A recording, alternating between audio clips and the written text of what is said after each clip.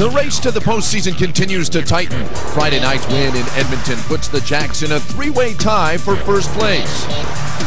Peter Morgan's 5-goal outburst led 4 other Jacks players who had 2 goals each. A win today over the last-place Rush will establish the Jacks as a true playoff contender. It's the Jacks versus the Rush, next on Jacks TV.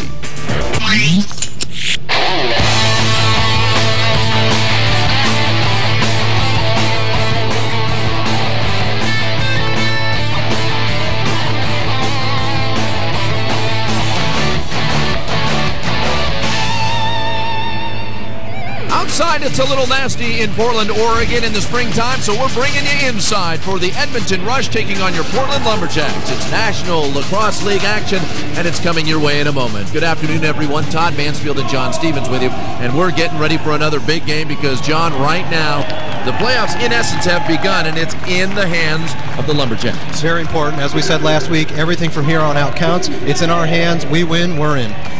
We'll see if they can continue that good fortune tonight, but let's take a look at some of the action last night that put Portland right here in this playoff opportunity. Some of the games from last night, you see Minnesota winning a game against Toronto at home. They've been terrible at home. That's a huge win for Minnesota. The Eastern Conference is as tight as it can be. Buffalo, you can see, took care of Arizona. Their second game of the weekend that really helped us out. Calgary took San Jose at home, and Philadelphia dropping Rochester. Now here you can see us sitting a half a game back. Really, in that first 3 spots, we're looking good. It's up to Arizona and San Jose at this point to battle out for that 4th position. And of course, there's the other big game tonight. If Colorado can win that game at home against Arizona and Portland can win this afternoon, then good things are looking in the future for the Portland Lumberjacks. That would mean they are in the playoffs. Well, you know, one of the things we also need to talk about is these 2 teams that are playing today and on Friday.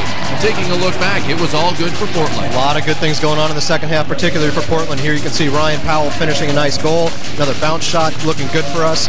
And here we got another upcoming goal. It'll be Brody Merrill all on his own. That's the position Brody likes to score from. We've seen that a few times this year. Got a couple of looks here at a couple nice goals from Edmonton. Number 15, Bowen, scoring their leading scorer, put a couple goals away last night. We will not see Bowen right now tonight. We have not seen him at warm-up, so we got to keep an eye on that. And here's Peter Morgan, again, the hero of the night, feeding across to Del Halliday for that goal. And coming back, Peter Morgan putting that last goal away all by himself. Not much you can do for the goalie on that one. 5 goals and 2 assists for him. Will he have more tonight? Well, let's find out what he thinks about the team's opportunities against the Rush. You know, I think the 5 goals were just indicative of how well we played as a team on offense. You know, a few of my goals were just quick sticks in the net. You know, we got the ball moving and got their defense rotating, so I had some pretty open looks. For any season, you want to set some goals for yourself and goals for your team, and you know, so far, you know, we're on our way to meeting those goals, and we really got to finish hard. We got a good opportunity here to make the playoffs, and you know, that's pretty exciting time for the team right now. Well, now that sounds like a rookie in Brody Merrill who's listening to his coach. Coach has been telling these guys they can only take it 1 game at a time. What's he talking about tonight? Well, let's go find out, because Coach Keenan talked with us just moments ago. We obviously played them 2 nights ago, and we just broke down some film just now with the guys and get a good look at sort of what we did well and what they did well and what we can get better on. So, but they're a hard-working team, and they came out at us pretty hard the other night, so we've got to be prepared for that again today. Well, with the Rush, their situation is as follows. They're missing their top gun, so this is the one we've really got to watch today. We're going to look at number 18, Kevin Howard, tonight. He's the leading goal scorer with 20. He's number 3 overall with 34 points for the Rush. So, again, here's the guy we're going to keep an eye on in place of the absence of number 15, Bowen. Jamie Bowen is not in, and also there's a top scorer missing from Portland. We're missing our top scorer, 40 points, Mike Hominick, but we're going to lean on many people, as we always do, including Del Halliday here, who, of course, was one of our offensive stars to start the season, and we've been sharing the ball so much, we're going to look for Del to get back in that scoring column tonight. Well, if that works, that would be a good sign for tonight's performance, or this afternoon's performance for the Portland Lumberjacks. All right, as we continue with our pregame show, it's time now for us to be joined by the 3rd member of our broadcast group, Lacey Evans. Lacey, where do you find yourself? Hi, Todd. I'm down here right behind the goal, and I'm down here with my buddy Kai. And Kai's going to dance at halftime with the dance team, and the team has really hooked him up. They gave him a ball and everything. So, Kai, tell the people at home, should they be at home or should they be here at the Rose Garden? Rose Garden. And who's going to win tonight, the Rush or the Jacks? Jacks. That's right, buddy. You heard it, Todd. Everybody's rooting for the Jacks tonight. Back to you. Lacey trains them so well. Get them started early. Oh, I think we got to be a little bit nervous there. All right, it is the Jacks versus the Rush coming up. Will there be more of this? Brody Merrill would love to see that, and so would all the fans. Stick around. The pregame show rolls on in a moment right here on Jacks TV.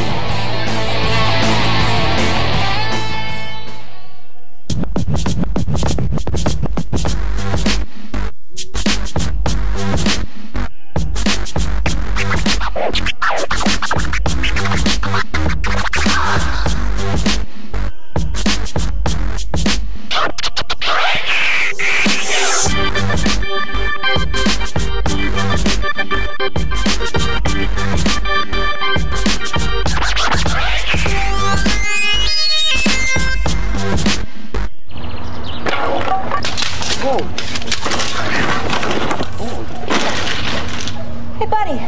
Yeah? You want to buy a car? Oh, what? $20. You little precious baby whack. Seriously? $20. Come on, $20. All right. 20. Oh, man. No matter what stage you're at in life, there's a Wells Fargo nearby to help. Get more than free checking. Get to your next stage. With Vonage, I talk as much as I want and pay a lot less.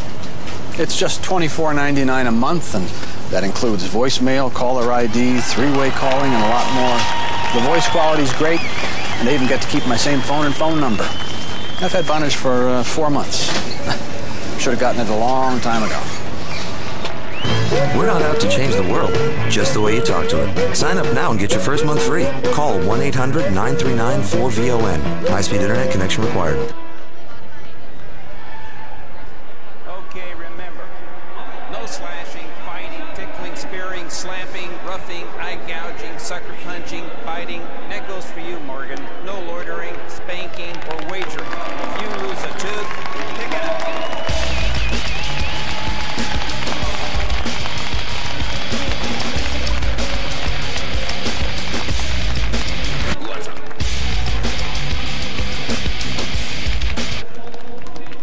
We've got a really good mix of younger guys, older guys, some experienced guys. So everybody's really come together well. I mean, I can't say enough about this team. I've played in the league for 7 years, and this is probably one of the closest groups that I've played with.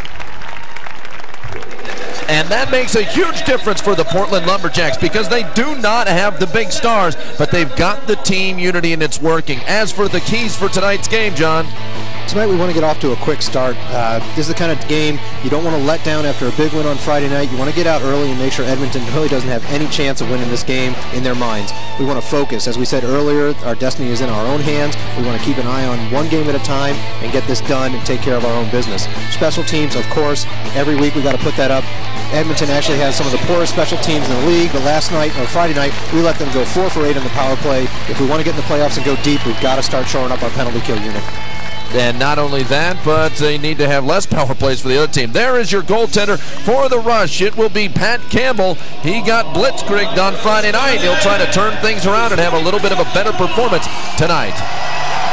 As for the Lumberjacks, it will not be the normal one in net. Dallas Elliott instead, Matt King. King comes in mainly because Dallas's knee is still bothering him. He banged it up on Friday night against Edmonton, so they figure, hey, Matt King's done it before, let's do it again and see what he can come up with. Here's another big issue tonight, face-offs, because all of a sudden Pat Jones out with a broken thumb. He's out 4 weeks, so they have somebody else filling in for him.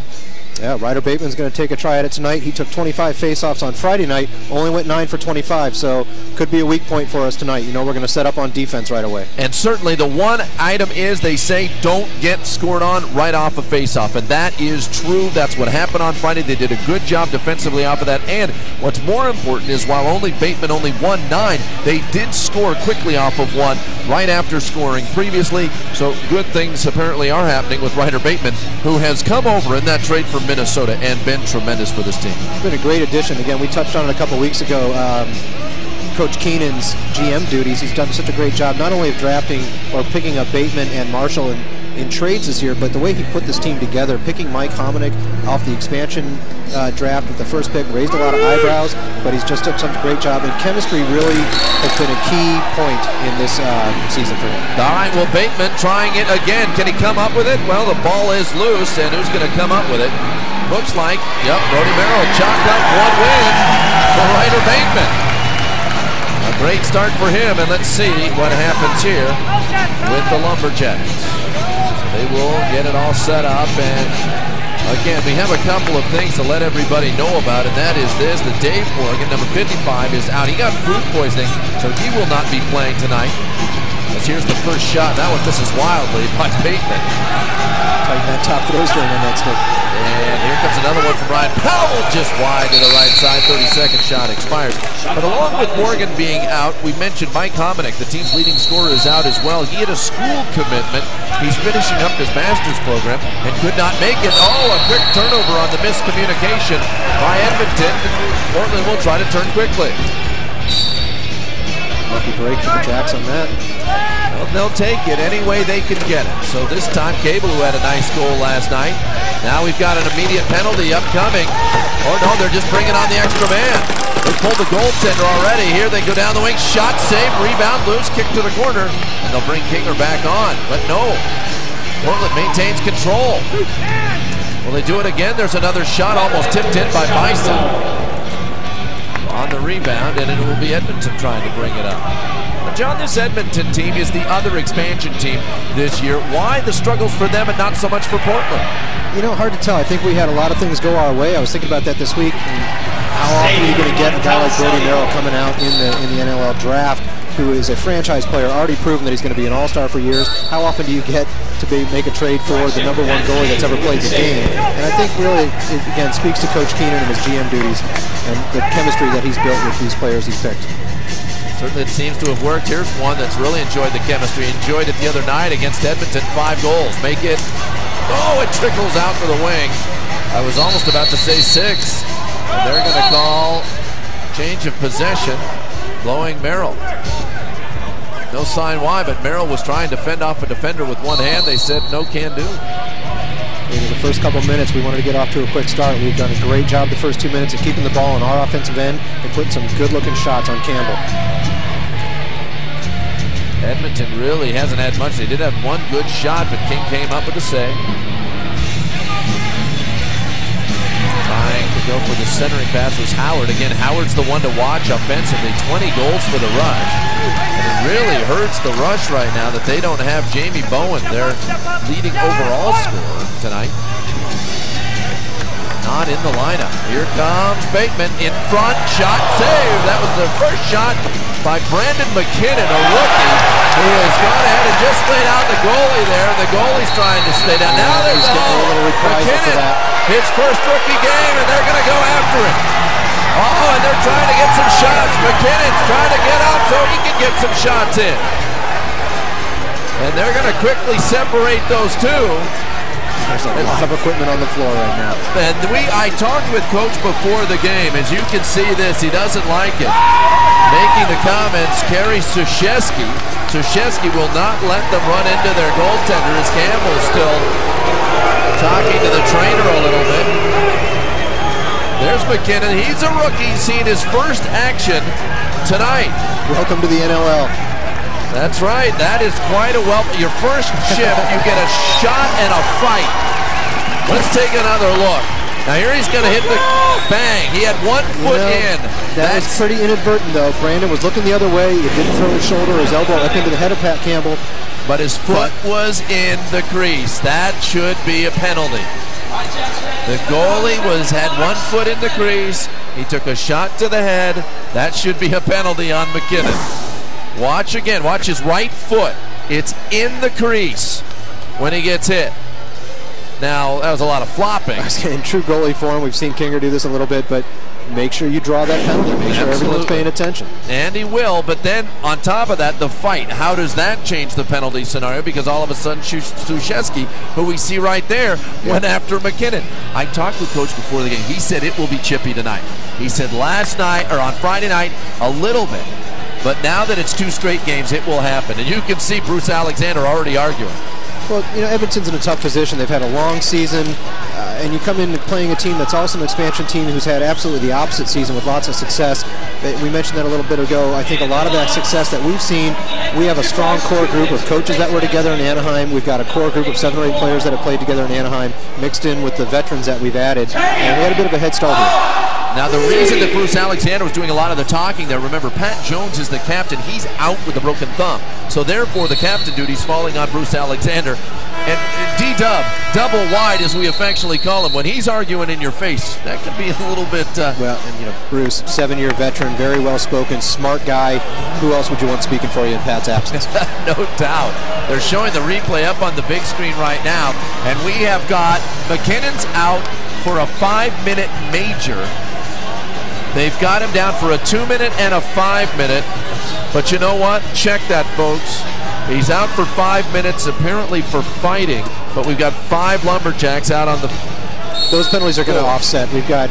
there it is. Now they're both up. They both have 7 minutes. Okay, I didn't see... They didn't have a 5-minute on those. So we'll keep it 5-on-5, but those guys are going to get a nice long break this quarter. McKinnon, his first shift.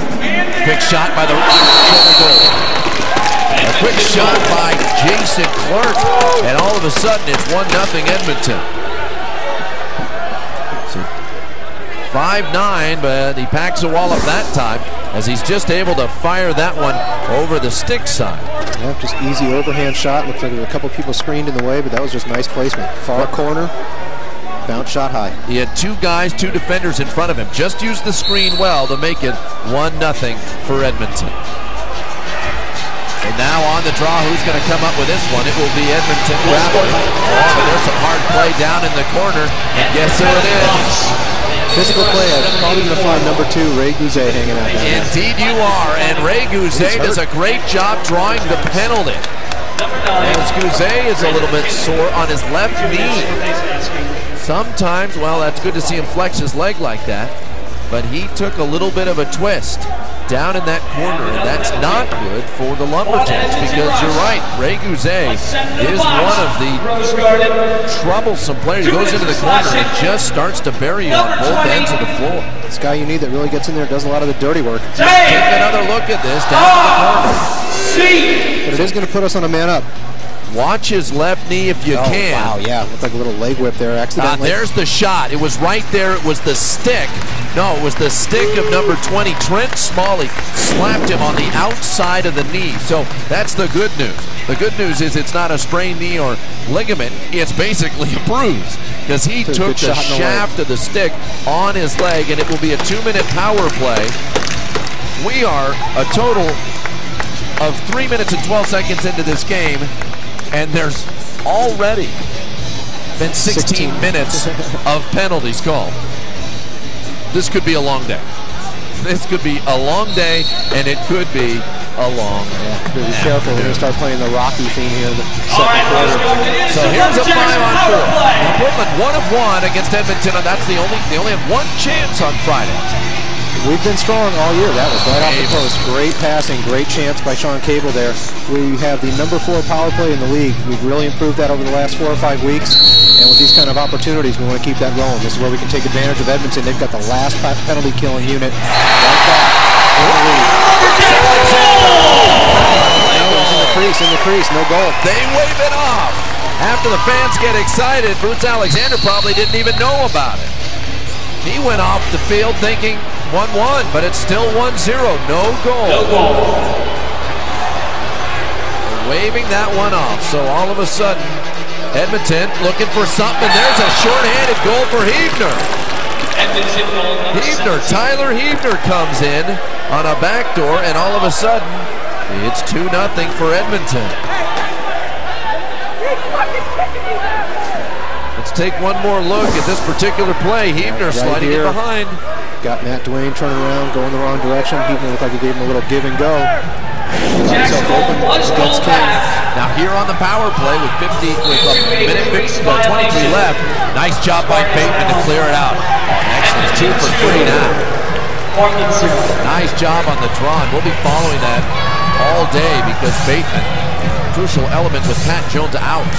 Now again, power play for Portland.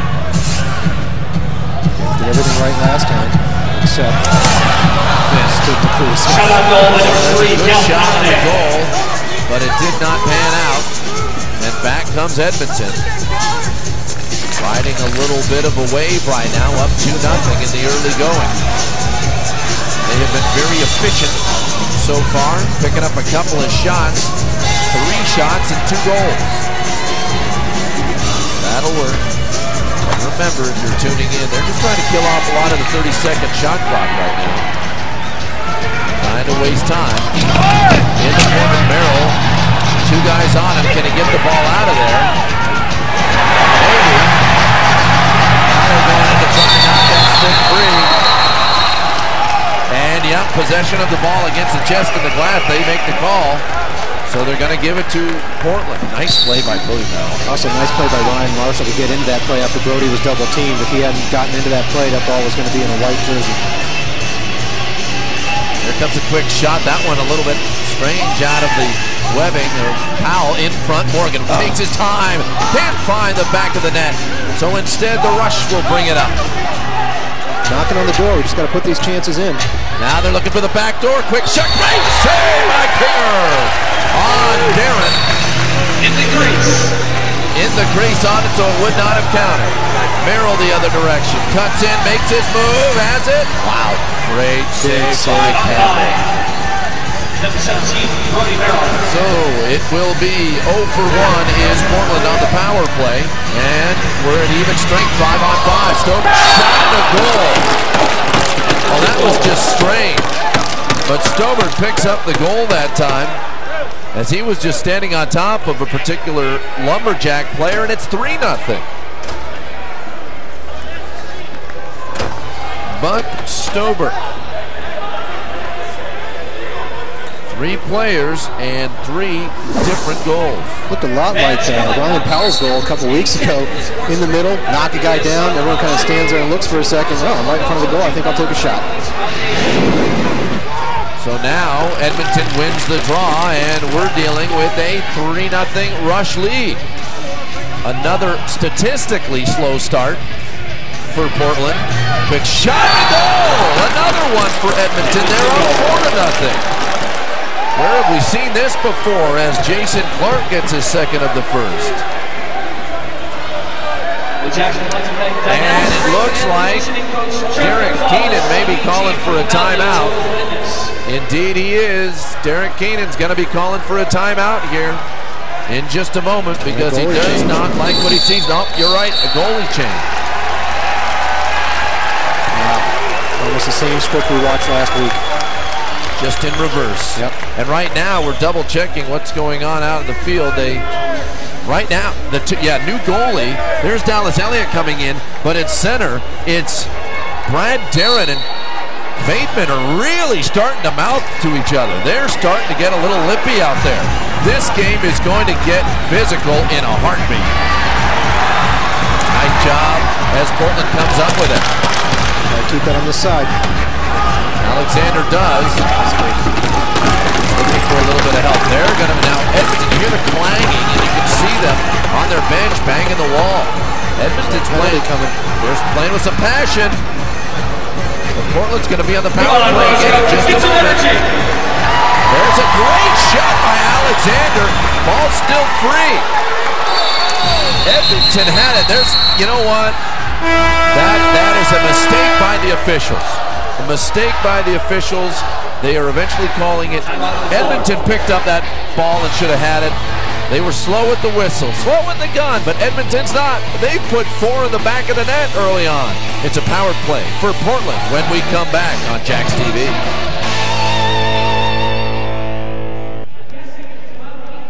Welcome, Caesar lovers. May I present the Chicken Caesar salad? You may. I love Caesars, but these are burritos. Oh, you just gotta peek under its little toga. It's Taco Bell's Chicken Caesar grilled stuffed burrito. Stuffed with marinated all-white meat chicken, crisp romaine lettuce, tortilla strips, and covered in Caesar dressing. All wrapped up and grilled to go. Great Caesar. Why, thank you. For the Chicken Caesar salad lovers burrito, think outside the bun. It's been 3 days since my last visit. My days are filled with thoughts of conquest, brutality, settling scores. What kind of man am I if it makes me happy to see another man fall? Kind of guy who's taking a cab home.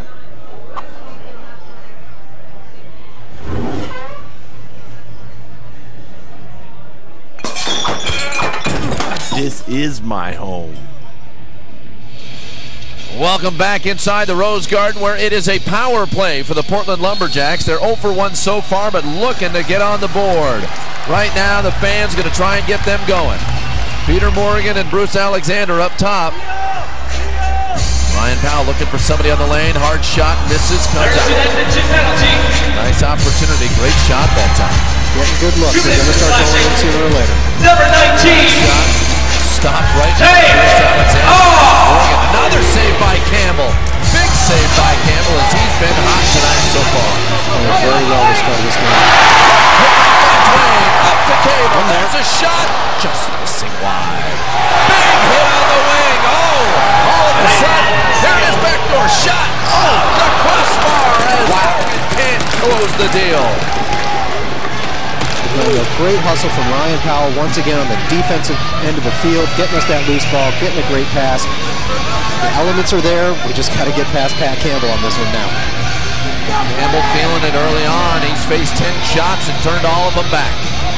Edmonton's found a way to get 4 of 6 past Matt King, but now they're going to face Dallas Elliott the rest of the way, or at least for a while. Shot the goal as Elliott lets that one go by from the line. 5-0 Edmonton. This is an explosion that nobody expected. That goal coming off the stick of Trent Smalley. Trent Smalley with the goal. Take another look. So right here, he just lets that go from long distance. A little low to high. A little bit strange. Yeah, Dallas probably didn't think that was going to make it to that corner. Sometimes you think you've got your angle covered, you think everything's closed up, leave a little bit of space and just happen to nick it. 48 seconds remaining on the power play for Portland, and that's another shorthanded goal. They've given up 2 tonight. So on Friday, they give up 4. They give up 4 power play goals, and tonight they've given up 2 shorthanded goals. Right now, the referee's checking on something, not exactly sure what. Stops the play. I'm not sure what's going on with this crew tonight. It might be something technical. Recognize the ref from last week. We had an interesting week, we thought. Like, wow, what a terrible start. Exactly what we didn't need against a team that you wanted to keep down. Now they've got hope. They're on fire. They're feeling good. We've got to find a way to start turning the tide here. Especially after their owner had guaranteed a win on Friday night against Portland. That's what they are saying. It's a scoreboard malfunction. No, to me, that's right. It is 5-0. The time is wrong. The time is 6:43, as you see on your screen. It is 7:05 up on the big screen. So that's where the problem exists. Dallas Elliott, he's faced a shot, given up a goal. And he's dealing with a little bit of a banged up knee that he suffered on Friday night. They're still trying to right this. Let's go ahead and tell you what's coming up. There is just one home game left, everybody. And that's right, Friday, April 14th. Hey, if you're not on the bandwagon now, get on board. Best way to do it, 797-9739. And get your tickets today for the final regular season home game, 7:30 against these Rush. So right now, they're still trying to go ahead and keep. Well, they're trying to figure. Now they do not have it fixed up on the big scoreboard above the field.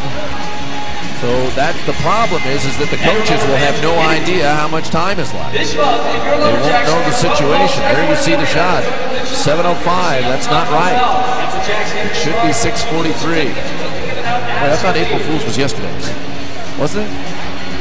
Come on, somebody chime in with an April Fool's on the 2nd of April. You know, the month of March was horrible for Edmonton. 0-7. Yeah, and you know, it's a hungry team. It's a proud team. They've obviously got a lot of talented players. 1-13, quite an abnormality. They've lost 5 games by 2 goals or less, so they've been in the hunt a lot of times. And they're on fire. They're hot tonight. We have to come out. We're not matching their intensity. Pat Campbell is just standing on his head doing a great job in goal. We've got to get this together. Well, not only do the Lumberjacks have to get this together, but you know what? So does the crew that's working the numbers and the board.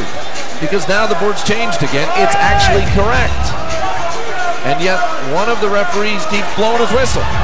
You know what this might do? Remember last week when we checked the goalie's pads? It wasn't a stick check. Absolutely stymied San Jose's momentum. Now, this isn't a situation where we called for this kind of a delay. This might be the kind of thing that Portland needs. Everything is slowed down a little bit. Let's get restarted. We spotted them 5 goals. Let's turn it around like we did last week.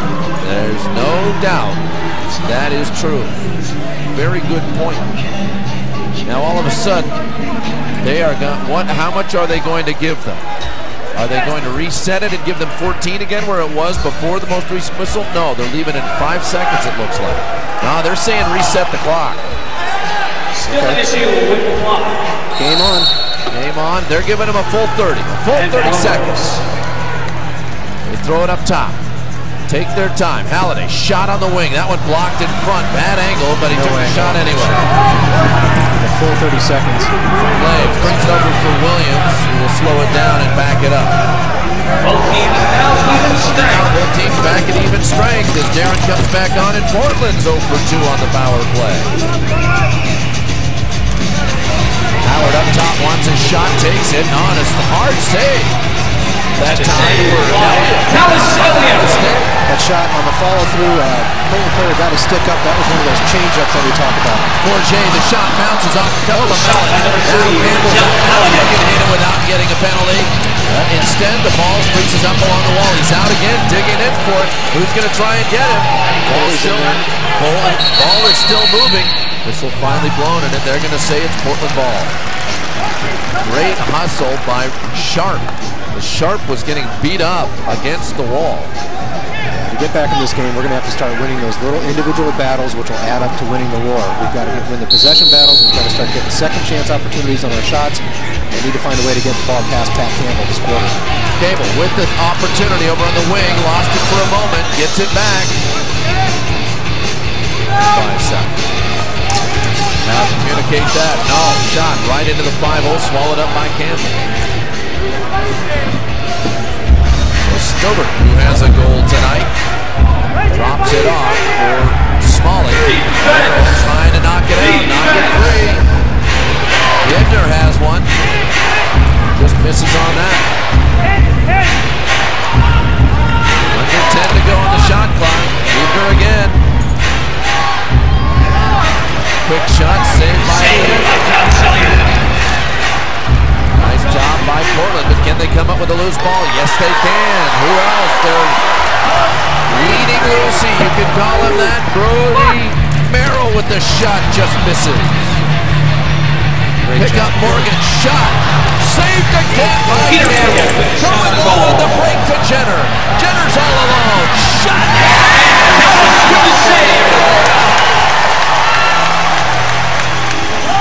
Let's go. Get it back on their way. Sharp trying to take it in and create. Looking for somebody behind the play.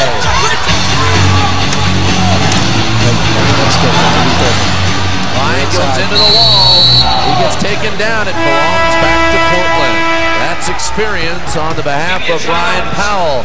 But so far, it's been the experience of the Edmonton Rush that's paying off big dividends. They've found 2 short-handed goals, 2 even-strength goals, and shots like this that have them leading 5-0 against the Jacks. Sometimes we have to make decisions based on the advice of experts, don't we? We just can't know everything. That's why there's Lakeside Lumber. A lot of savvy contractors and homeowners come to us for our knowledge, experience, and standards. And because they know that everything we sell has earned the Lakeside Lumber seal of approval. If it doesn't meet our standards, we will not sell it, period. So next time you need siding or a new deck, count on us at Lakeside Lumber, chairman of the board since 1937.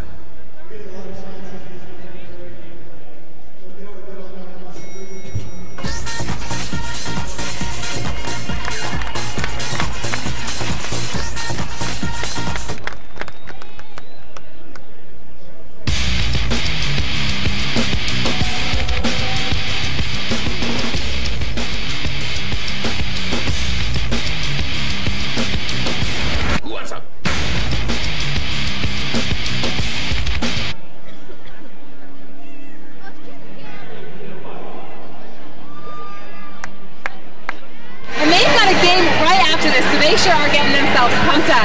Guys, are you having fun? Todd, back to you. Thanks so much, Lacey. All right, here comes Portland once again, and they are going to try to turn things, but it is hard right now to stop that man walking across the top of your screen. Campbell has just been playing tremendously so far. Pat Campbell, out of Hamilton, Ontario, brought over from the Rochester Nighthawks, and he has struggled all season long, but it's not tonight. So 5-on-5, and the action begins with 4 minutes to go here in quarter number 1. Lumberjax looking, pick and roll shot, another save by Campbell. Just got his arm on that to stop Del Halliday. And here comes Edmonton with numbers. Shot, save, picked up by Morgan. They've got numbers and they've got sides. Morgan to Morgan, cuts in, shoots wide to the left. Loose ball. Where's it gonna wind up?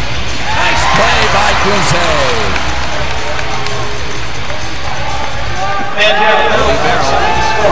Wants one, takes it, that one fired, and it goes up top along the Portland.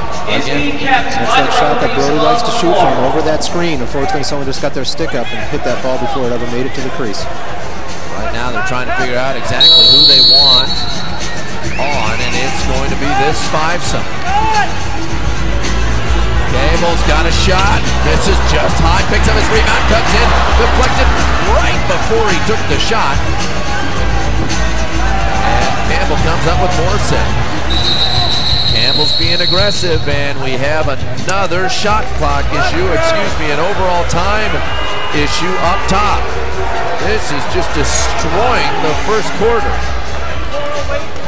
Might expect this kind of problems in the first game of the year, but it's our last home game. We should have this figured out. Not only that, but this clock is run all season long by the Portland Trailblazers. They haven't been having these issues. But right now, it's just creeping in. But that's the type of day it is. But when you were a team, John, and when you're in this situation, doesn't matter what's being thrown at you, you've got to overcome. They did it last week against San Jose. I know Coach can draw on them. We've seen this team actually do a little bit of everything. We've seen them get in a hole like this and come back and win. We've seen them blow big leads. We've seen them play even games and hold on to win. So, young team who's seen a lot, but they need to dig deep again and start, like we said last week, 1 goal at a time. We can't get 5 at once and start with 1. And we know this, Edmonton does not know how to hold a lead. They've only won 1 game all season. So the Rush looking to add more. Quinlan was over on the wing. He'll just drop it into the corner. Violation. 2:38 to go. Fortunately for all of you watching at home, this clock is doing fine. Watch it at the top of your screen, but watch Morgan come around that screen. He's got room. Shot.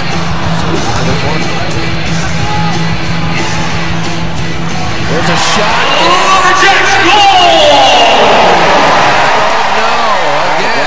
No goal. Somehow Campbell closed it up. Gotta take the cover off that goal. Now we have got a whistle blown, and it's going to be turned over into the possession of Portland once again. Watch one more time on this shot. Great look. Nice little pass from behind the goal. You know, that ball just hit the inside of Pat's leg and stayed on this side of the goal line. Backdoor, maybe. Morgan with the shot. Can he take it? Yeah, right into the belly of Campbell, and he's able to lead. Sushesky will hold on. He's going to be chased down by Guzet. Guzet just hitting everything that's needed. Loose ball, bouncing around. Guzet continuing to put out the hits. And it's picked up. Indeed, here they come. David with the speed on the wing, but he'll slow it down, look for teammates. Great job. Smart play, 1:38 to go here. In quarter number 1. Here comes Marshall. Does he have the shot? No, he'll hold. Come on, Jackson. Let him hear it on the field. Big shot, that one too high. 7 seconds remain. Can Merrill come up with it? He does, but they say no. He stepped over the line. So Edmonton will try to counter. Brody Merrill. 1:18. It has been all Edmonton. 1:18 left on the clock. Once again, the scoreboard is malfunctioning when the referees are giving time on the turf.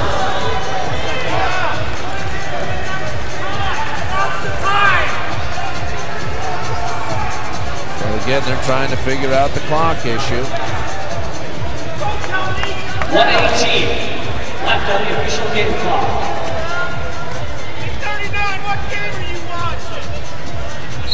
Now they're ready to restart the action. Important minute. It's been a terrible quarter for Portland. We want to make sure we stay strong and go into the second quarter no more than 5 goals down. One late. Oh, we got a penalty upcoming, and it will be on Twain, who had 3 penalties against Edmonton last night. Picks up another one now. Heatner over on the wing. Back door. Here comes an attempt. No goal. In the crease, however. And the penalty has been called. So it will be a 5-on-4. Yeah, it's going to be called on Guzet. Excuse me, I thought for a moment it was on Twain. It was on Guzet. Push from behind, I believe, into Matt Dwayne. 2 minutes for a legal cross-check. Excuse me, legal cross-check with Guzet. So now all of a sudden, the ball goes back to the Rush. They are going on to their first power play opportunity of the night. Let's see what they can do in the final few seconds. Remember, Portland will have an opportunity to get the ball and do something shorthanded. 4 for 8 was Edmonton on Friday night. 30 seconds left in the first quarter. Up top, wing shot, great save by Dallas Elliott. And it will belong to the Rush again, so they can hold on the rest of the quarter. 25 seconds. Portland's got to push that zone out a little bit. They're really closed in tight on that diamond, giving the Edmonton Rush a chance to stand too close to the goal and let those shots go. 15 seconds. Stepping out quickly with the long arms in front. No, that ball comes loose.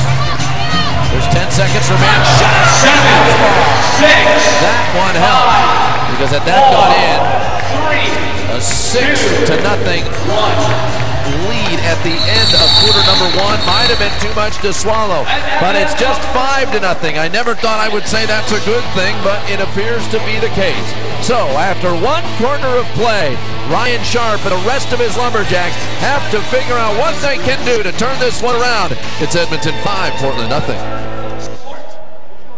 My lady, your chariot awaits. Oh, where's the chicken Caesar salad for the party? I'm eating one right now. That's a burrito. And a chicken Caesar salad. One must peek under its little toga. It's Taco Bell's Chicken Caesar Grilled Stuffed Burrito. Stuffed with marinated all-white meat chicken, crisp romaine lettuce, tortilla strips, and covered in Caesar dressing. All wrapped up and grilled to go. I think your chariot's on fire. For the Chicken Caesar Salad Lovers Burrito, think outside the bun.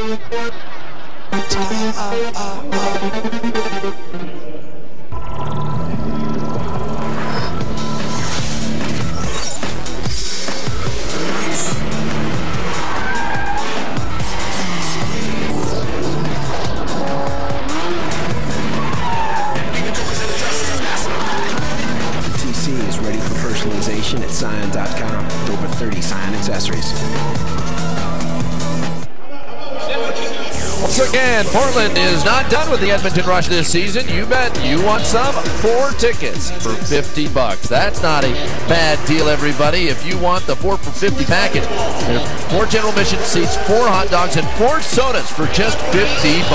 Call 797-9739 for the 4 for $50 package. It's the final regular season home game against the Edmonton Rush, and you won't want to miss it. This one will heat up. The best part about the first quarter, John? It's over. Thank you very much. That's the situation as it stands. And now it's time for Portland to all of a sudden pick it up. But they are shorthanded for the first minute 9 of this second quarter. We'll see if the clock here in the facility stays on. They've got it up at 15 minutes, which is a good sign. Dallas Elliott still in goal. There was a substitution early as Matt King gave up 4 early goals. But Portland has been here before, and they've come from behind as well. Yeah, you don't even want to put yourself in this position all the time, but we have seen Portland come back from this. Now it's up once again. How much does missing Mike Hominick right now hurt this team? You know, hard to tell. I mean, we talked about how we're so proud of the fact that we have many scores. We have 13 guys on the team with 10 or more points, which is fantastic. What I don't like, what I saw in the first quarter, is guys standing out and taking outside shots instead of what we're used to seeing from Portland, which is sharing the ball, setting picks away from the play, getting guys open, and making great passes. Seem to rely a little bit on let's just crank it up and shoot, and we're not going to be Pat Campbell that way. Very interesting. Portland started with Brody Merrill on the faceoff. We saw him in warm-ups. Working a little bit with Bateman in warm-ups. Trying to learn a few things about how to stand. Well, it's real tough. I mean, face-off's all about getting down and low, and almost wrestlers make great face-off guys. Now, Brody's 6'4". That's a long way for him to get down. He's got to get that butt nice and low, and it's a tough thing to ask a guy that big to do, to be honest. So right now, on the loose, it's picked up by Ryan Sharp. He'll lead the charge. 3-on-2. He's got numbers. He cuts it. And that could turn some time. 5-1, the third short-handed goal of the night, the first one for Portland. It's our all-star, Ryan Sharp. Been a little quiet as far as goal scoring since the all-star game, but here he goes. As I said, you can't stand outside and score on Pat. Sharp just walks down the middle and throws one over the left shoulder. I'll say it right now. That's the 6th goal scored on that end. Maybe that has something to do with it. And you know what? This is going to be our end of the 4th, so that's a good thing, right? Check for glass between the pipes behind Dallas Elliott right now, because Campbell would not let anything get by him in the first quarter. It's Saran on that goal. So Sharp getting it over for Powell, and here they go. So they win the draw, and what a great opportunity to score again right now. Guys move now. Set picks, work to get and go. Remember, stand up top. This is short-handed for 5 more seconds. Can they hold on long enough? They're going to not have time. They've got to let it go. And now they're back in even strength. A nice job. So a great start to the second quarter for Portland as they trail by 4. Clark, who has 2 goals for Edmonton already tonight. Inside, nice play by Alexander to knock that stick loose and affect the shot. There, when he gets that stick back, take a swipe at it. Cable's doing a great job picking up a loose ball off the wall. And he's grabbed 2, 1 each last 2 times down. He's got a lane. Shot high. Almost. And the rebound just looked to go off his knee and into the back of the net. I say that every single day of my life. 13:05 remaining in the second, and Peter Morgan's got his boards. with his leg. That didn't look like he got much of it on the weekend against Edmonton. I think they're a little tired of him. 5-2, it's now a 3-goal game, and an Edmonton player is down over in front of their bench, Kenny Sushevsky. And he's pointing to his right foot. Sushevsky's had a Brandon McKinnon for a fight. Well, looking at his ankle or his foot, I didn't see anything happen during the play. They're going to work on some, kind of that upper high ankle, we shall see, but he seems to be in a fair amount of pain. Hands on head, you don't see a lacrosse player like that. You might see a goalie who's trying to act and draw a few more minutes of penalties. Don't pick on my goalies. Oh, I will every single day. But he's just trying to work this one out a little bit, but he seems to be in a fair amount of pain. Assists by number 11, Sean Cable. Let's take a look at some of the league leaders around the NLL. Because right now, look at those numbers, 1, 3, and 5. Those are the defensemen. Not normally guys you see scoring the points, but there's Brody Merrill right up on top with 37 points. Bruce right behind the great J.J. Albert from Colorado with 33. And Sharpie coming up with 23 points. Getting a lot of production from the guys that are supposed to be playing defense on the offensive end. Sushesky hobbling off. You saw hopping on his left leg. We'll see if he comes back. But you go back to those numbers, and that's 33 goals between the three of those guys. Ryan Sharp, Bruce Alexander, and Brody Merrill. That's nice to have. Another win on the draw. Here's Sharp, who's got the moves. He's coming in. A good hard shot.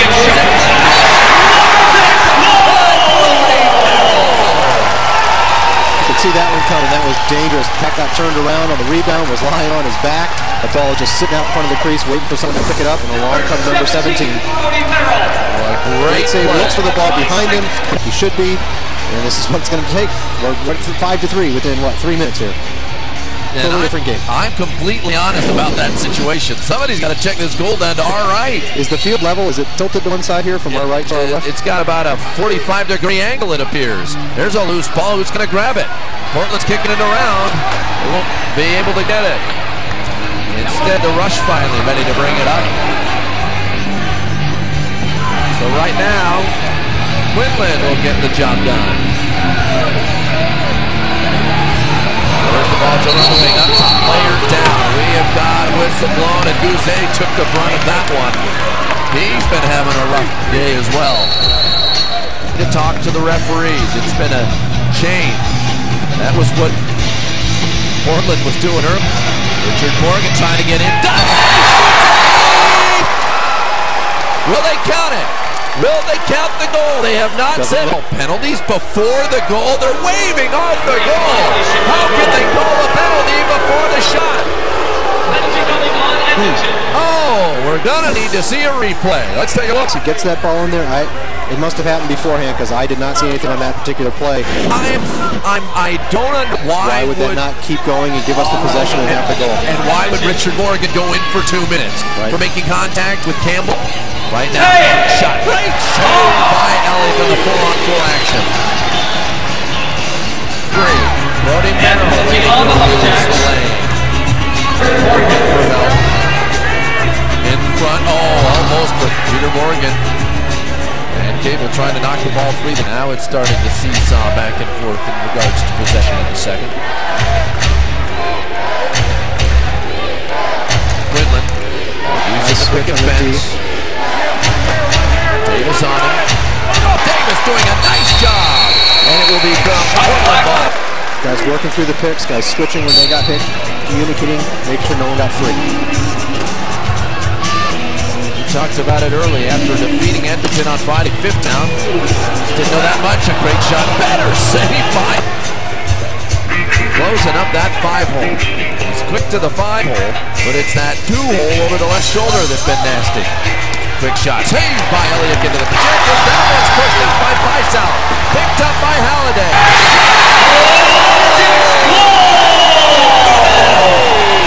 He raced first goal of the year. A long and lengthy career for Ray Guzet. But you know what? They saw Ray standing by himself with a more open shot. This is what we need. What we didn't see in the first quarter of Guzet. It's the key to the NLL scoring. The goals are so small, the goal is so big. You have to get them moving left or right. You see it, beautiful patience. And right now, look at the battle at center. Bateman doing a fantastic job tonight on the face-offs. He is getting in there like a bulldog. Bateman looking for help on the far side. 5-4. Bateman with a shot. Wicked and wild. Now Morgan is back on. You're that tall, you really get some leverage. And right now, Bateman gets his helmet knocked off. He's got to go out of the play for a moment. Gets it back on. Shot clock violation. So here come the Rush. Trying to withstand Portland's pressure.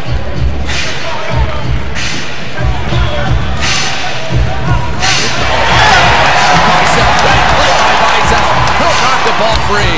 Here comes Portland. Brody Merrill, literally the jump. Dwayne on his left. Over Guzet, another to Dwayne. Finish by Dwayne to tie this one up. So we can see Merrill look up. Gouzet's got to look at it, but he looks across the cage where he was just standing a moment ago. See Halliday, put that one away. Share. It's the key to playing this game. Ray Gouzet has it going on. Matt Twain gets the goal for Gouzet, though a goal and an assist. Hey. Needed someone to step up for Mike Hominick. And that may be your guy. I did not expect that, but that's what we've seen so far. Loose ball picked up by Portland. For Jay. We dug ourselves out of that hole. Now will there be a breath? Sigh of relief from 5 goals in the first 6 minutes. Alexander.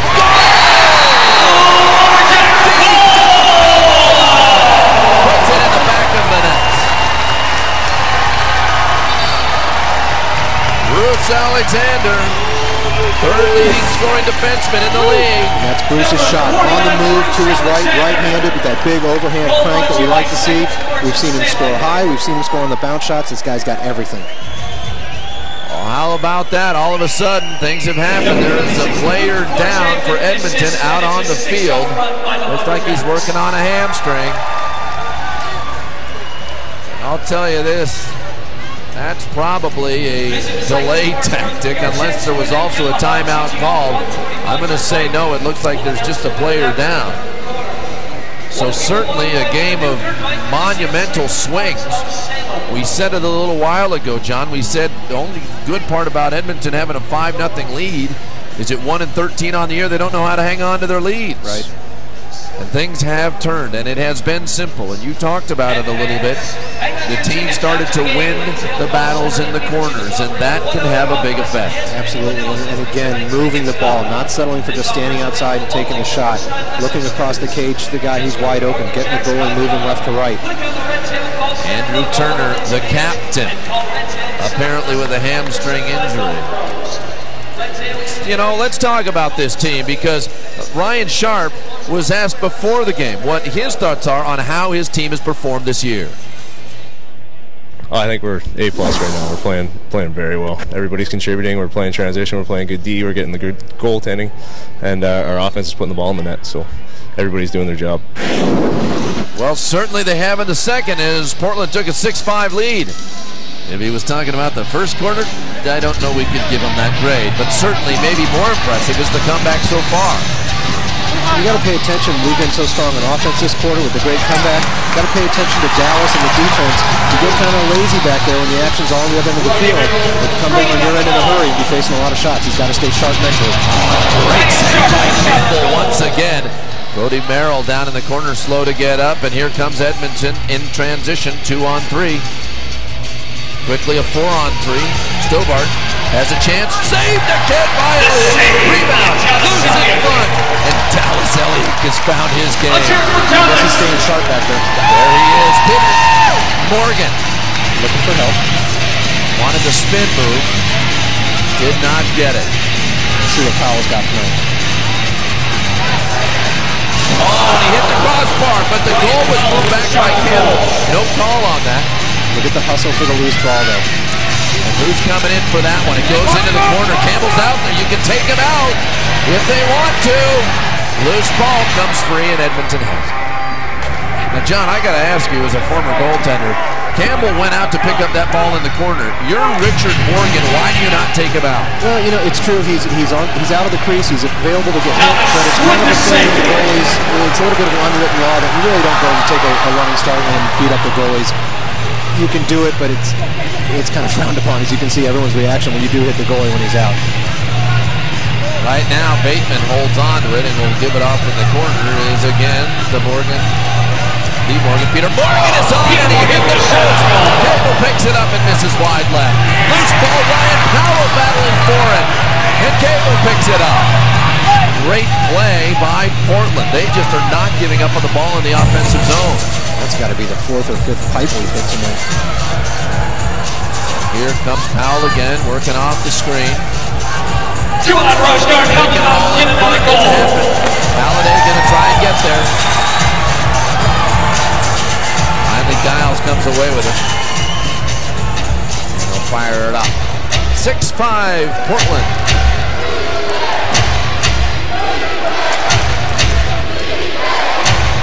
Look at them. Nice defensive pressure by Sharp. Picked up by Merrill. 2-on-1. He's cutting in. Sharp. Shot. Ryan Sharp with the shot on goal. Great shift by Ryan there. Great defense got Edmonton to get a little panicked and get that little shovel pass out of control.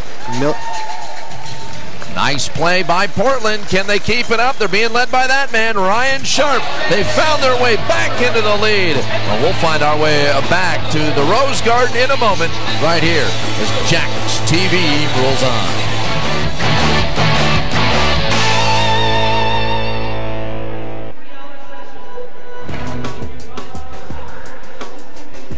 You're looking at cutting-edge medicine. Surprise? Our jumping clinics help female athletes avoid injuries. Of course, when they do occur, it's good to know that the region's best orthopedic surgeons and rehab services are right here in Vancouver, with the kind of innovative thinking that can keep you on the move.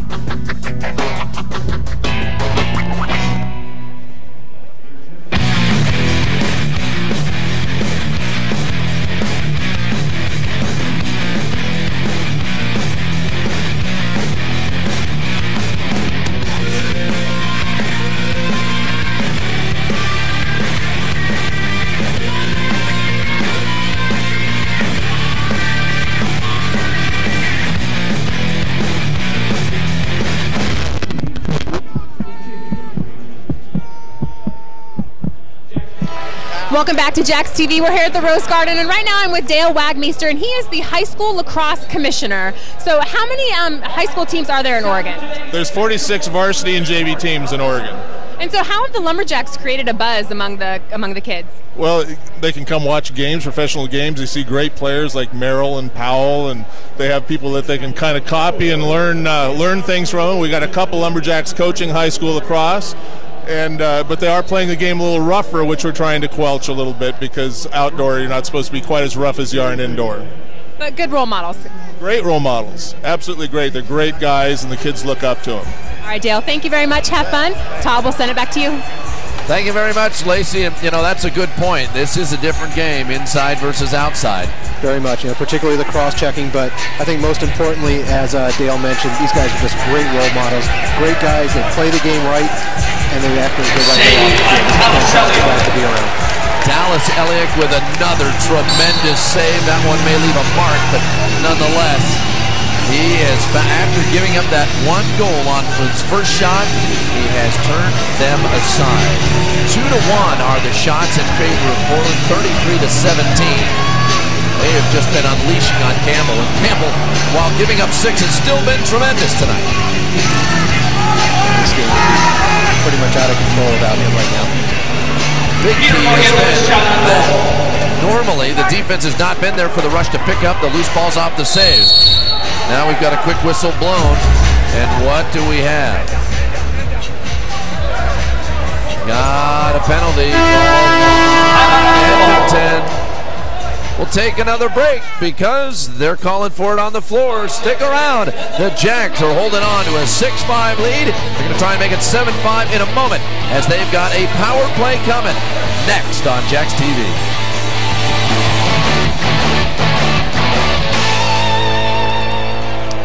It's been 3 days since my last visit. My days are filled with thoughts of conquest, brutality, settling scores. What kind of man am I if it makes me happy to see another man fall? Kind of guy who's taking a cab home.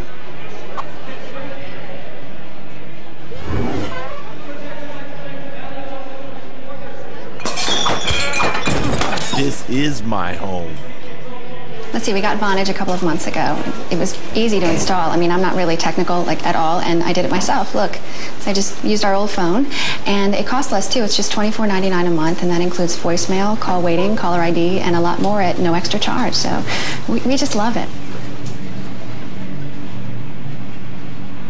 We're not out to change the world, just the way you talk to it. Sign up now and get your first month free.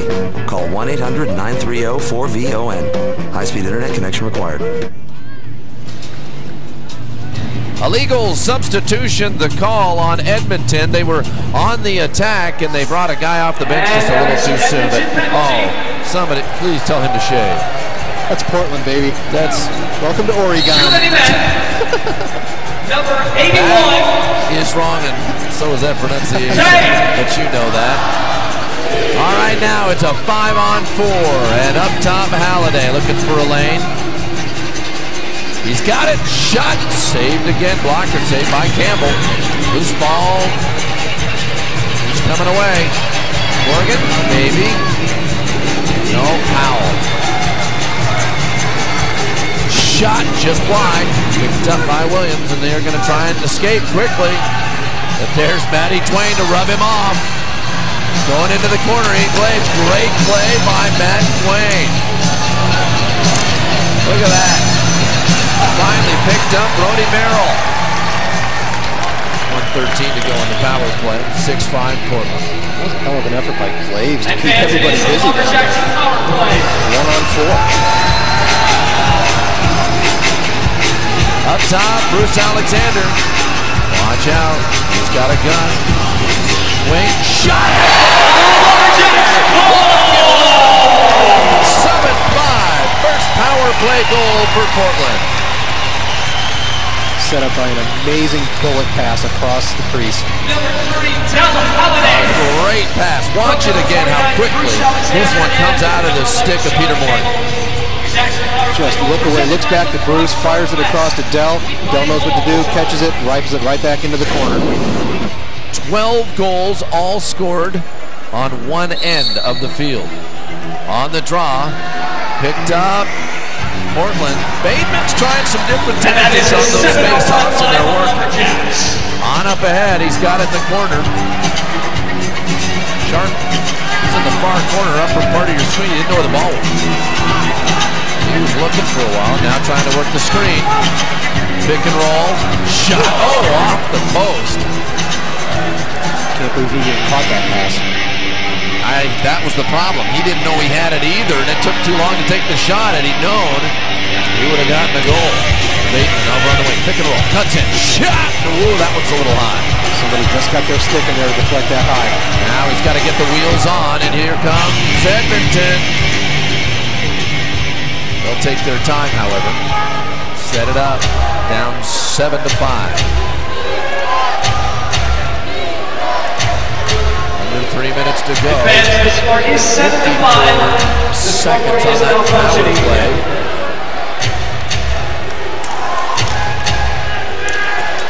And a save by Tomaselli. They're not officially on.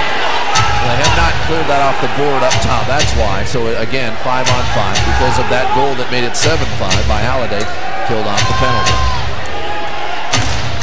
Clark, 2 goals today. Looking for a third. Will he get it? Shot. Save! Once again.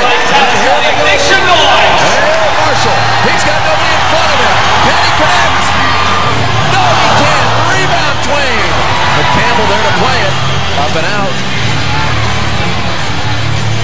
Oh, what an opportunity for Ryan Marshall. Big save by Pat on that end. Stop and shot might have worked a little better than running through that one. Make the goalie work. Now it's up top. Clark wants to work that pick and roll. Shoot. In front. Quick shot. And another save by Tomaselli. His body is getting bigger with every quarter, it appears. And it looks like it's a penalty on Guzet. Holding the stick, Guzet. So a power play opportunity for Edmonton with under 1:30 to go. So right now, Guzet, couldn't believe the call. But it will be a power play for Edmonton. What's next for Portland? There you see it at San Jose. Back home on the 14th. That's the 4 for 51, man. 4 tickets, 4 dogs, 4 pretty much anything you want. Beat that with a stick. No, you can't. And then they wrap it up at Minnesota. So here they go. Edmonton trying to break through on this side. They're missing their power play man. That's the big gun. Jamie Bowen. He has 10 power play goals. Darren shot. And another save by Caliselli. In the crease, it will belong to Portland. Crease violation. It was a little sloppy at first. And here comes Merrill. He'll go shorthanded 1-on-3, hands down. He's looking for some guys cutting down the lane. Won't find him. He backs off. Minute to kill. Minute and a half. Less than 1 minute to go in the half. Ryan scored that big goal shorthanded against San Jose. Let's see what happens. He wants another one. Watch him turn, stop to pop it. No, didn't. Tried to work it with Halliday. And Edmonton looking for a timeout from their coach. They do get it with 35 seconds left here in quarter number 2. They would love to stop the bleeding. 7 straight goals by Portland. It's been a game of streaks. Derek Keenan liking what he sees so far. Now can he go ahead and get these guys to shut down Edmonton with a man advantage for the rest of the half? Right now, this team is looking for a little help tonight. So far, John, they've needed a lot of things to happen this weekend in order to find themselves in the playoffs. Everything that has had to happen has, but at the same time, they need to win and they need some help later tonight. Yeah, whatever goes on outside of here, you can't control. We need to take care of our own. Hey, it's not too early to purchase season tickets for the Jacks 2007 season. Come on, they're taking 25 first seat deposits for next season. That's an easy one. Ticket office, you got to call them at 797-9739 right now and reserve your spot for great indoor lacrosse next season. It's the NLL, and folks, if you haven't been bitten by the bug, you better go see a doctor, because that bite might be something else. Right now, it belongs to Clark up top. They're trying to work something in the last few seconds. Shot, great block by Forget.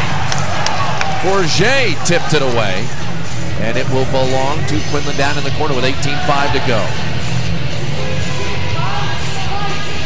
So an opportunity almost thwarted for a moment by the Lumberjacks. All right, let's hear from the Lumberjacks defense. And they hold them out. Keep it out of the net. We got 10 seconds left in the half. Wants it, shot, save, rebound. Knocked back through the crease into the corner by Sharp.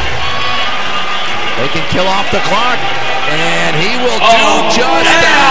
How about that second quarter by the Portland Lumberjacks? A standing goal by the fans as they have scored 7 straight, including blistering shots like this one over on the wing by Del Halliday, and they lead 7-5 at the half.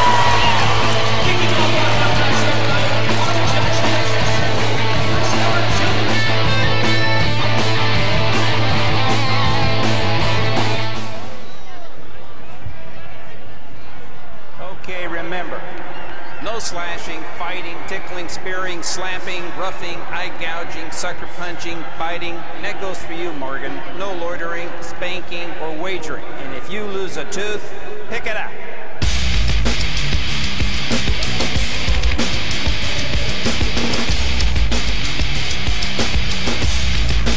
What's up?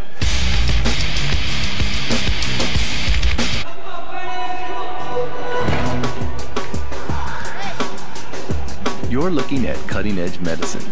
Surprised? Our jumping clinics help female athletes avoid injuries.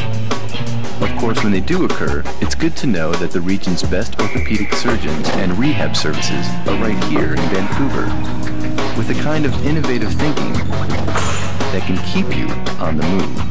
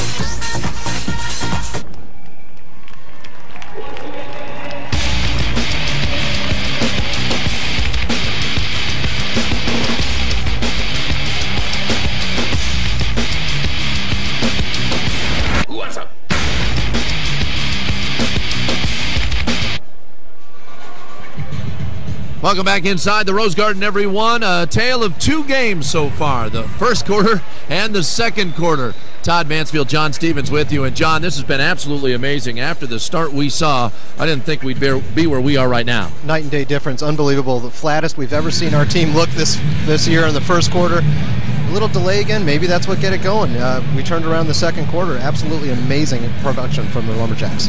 Maybe, you know what? We all had to turn our clocks back or move them forward an hour. Maybe that's what's messed these guys up, because they did show up in the second and got things going. 7 goals. But how did they get it started? Well, let's go ahead and take a look, because it was impressive while they were shorthanded.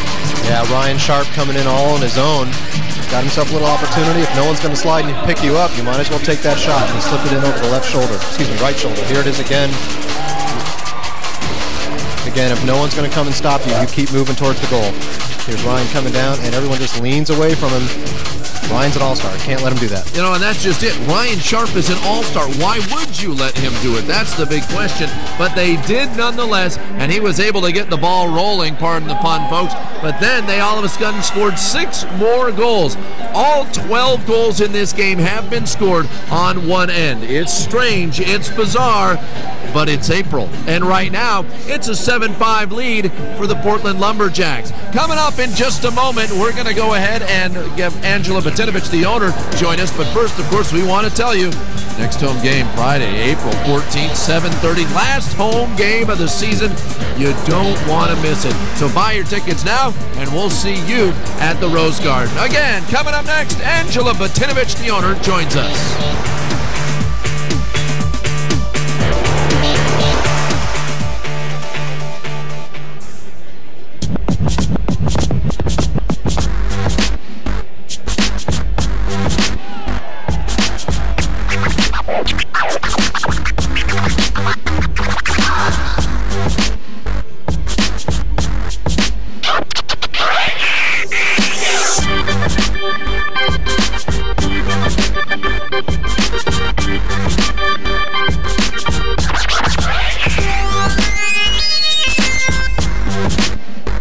It's been 3 days since my last visit.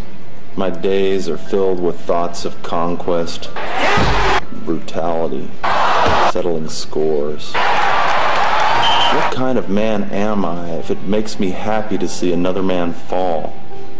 Kind of guy who's taking a cab home.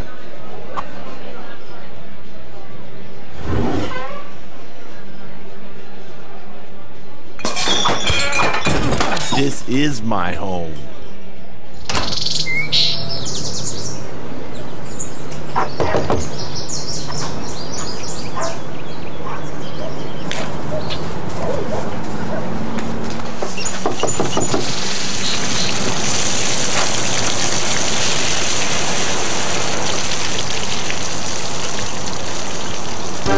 No matter what stage you're at in life, Wells Fargo has the home equity account to help. Make the most of your home. Wells Fargo, the next stage.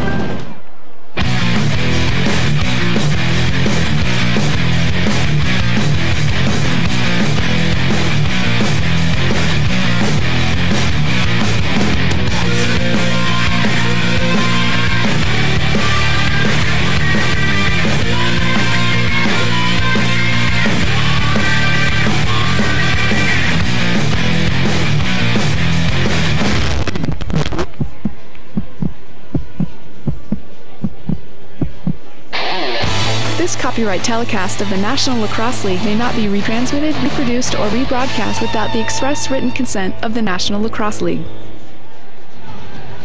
Welcome back, everyone. Todd Mansfield with you inside the Rose Garden here at halftime, where the Portland Lumberjacks lead the Edmonton Rush 7-5. It's been an interesting game so far. 7 straight goals by Portland has allowed them to recapture the league, and since we had a break, we had a moment to recapture the owner of the Portland Lumberjacks, Angela Batinovich. And Angela, I gotta ask you, how much is this taking a toll on you, these slow starts and then having to come back? I mean, you look good. Let me tell you my story. Here's what happened. I was thinking, you know what? I want to go down and sit in the stands this game. I want to go down and I want to sit up here and just get the feel of how it's going. So I pull my seats up just like right there. I'm up in the 200 level here, and I sit there and I'm like, this is a better view and all the fans, you know. So I have my tennis shoes on. I'm like ready for the Sunday game.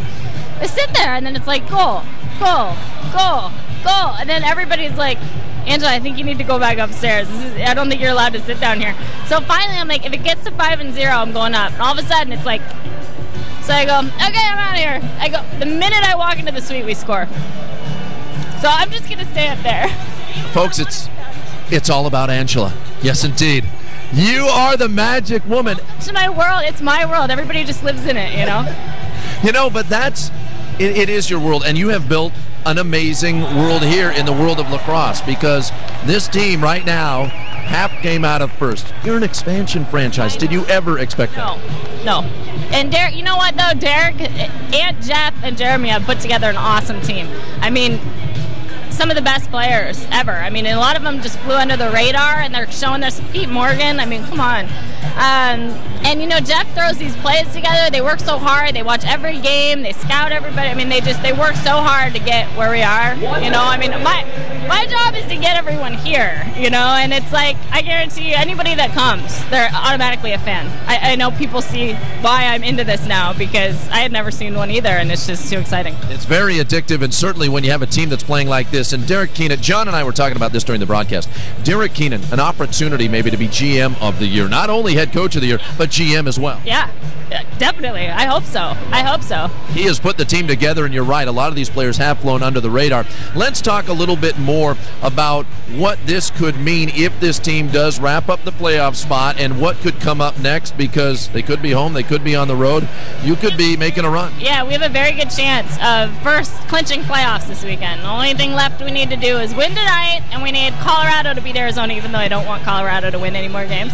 They need to beat Arizona, and then we clinch this weekend. But if that doesn't happen, that's okay. We still have a great run at playoffs, and I think we have a great run at a pretty high seed in playoffs. So hopefully we'll get a home game here, playoffs. Well, hopefully things will go well. Now, one of the other items I love to talk about this particular team, and not everybody knows, is as professional athletes, these guys do their job out in the field, but during the weekday they have jobs, regular jobs, and these guys are out teaching some of the youngsters in Portland about this game. How nice is it for you to get the response from the Portland community to your players? It's been great. You know, I think a lot of people realize they get to be able to relate to these guys. You know, I mean, Matt King's a teacher, and he deals with kids all week long, and he's doing his, like, you know, teaching plans on the plane, and, you know, but that's why it's so hard. A Sunday 2 o'clock afternoon game, it's so hard because they get, you know, they have their pattern. They come in off the plane, they go to practice, they go to sleep, they wake up, they shoot around.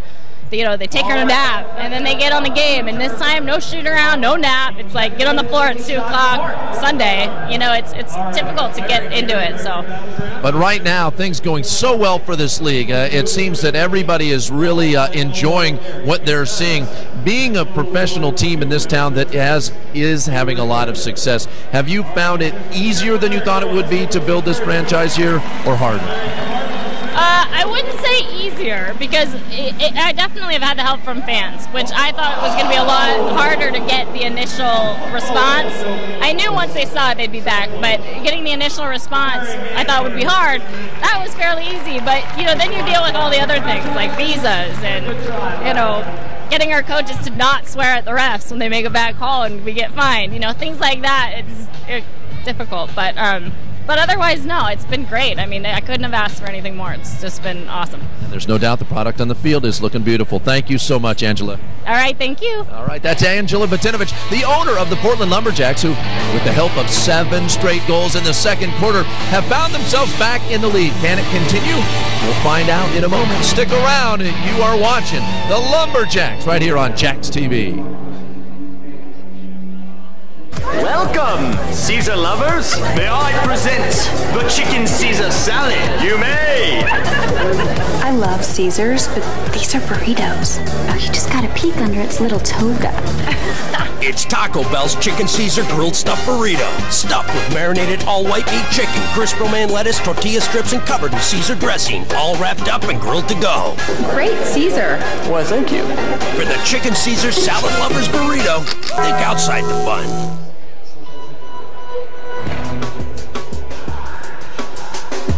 You're looking at cutting-edge medicine. Surprised? Our jumping clinics help female athletes avoid injuries. Of Of course, when they do occur, it's good to know that the region's best orthopedic surgeons and rehab services are right here in Vancouver, with the kind of innovative thinking that can keep you on the move.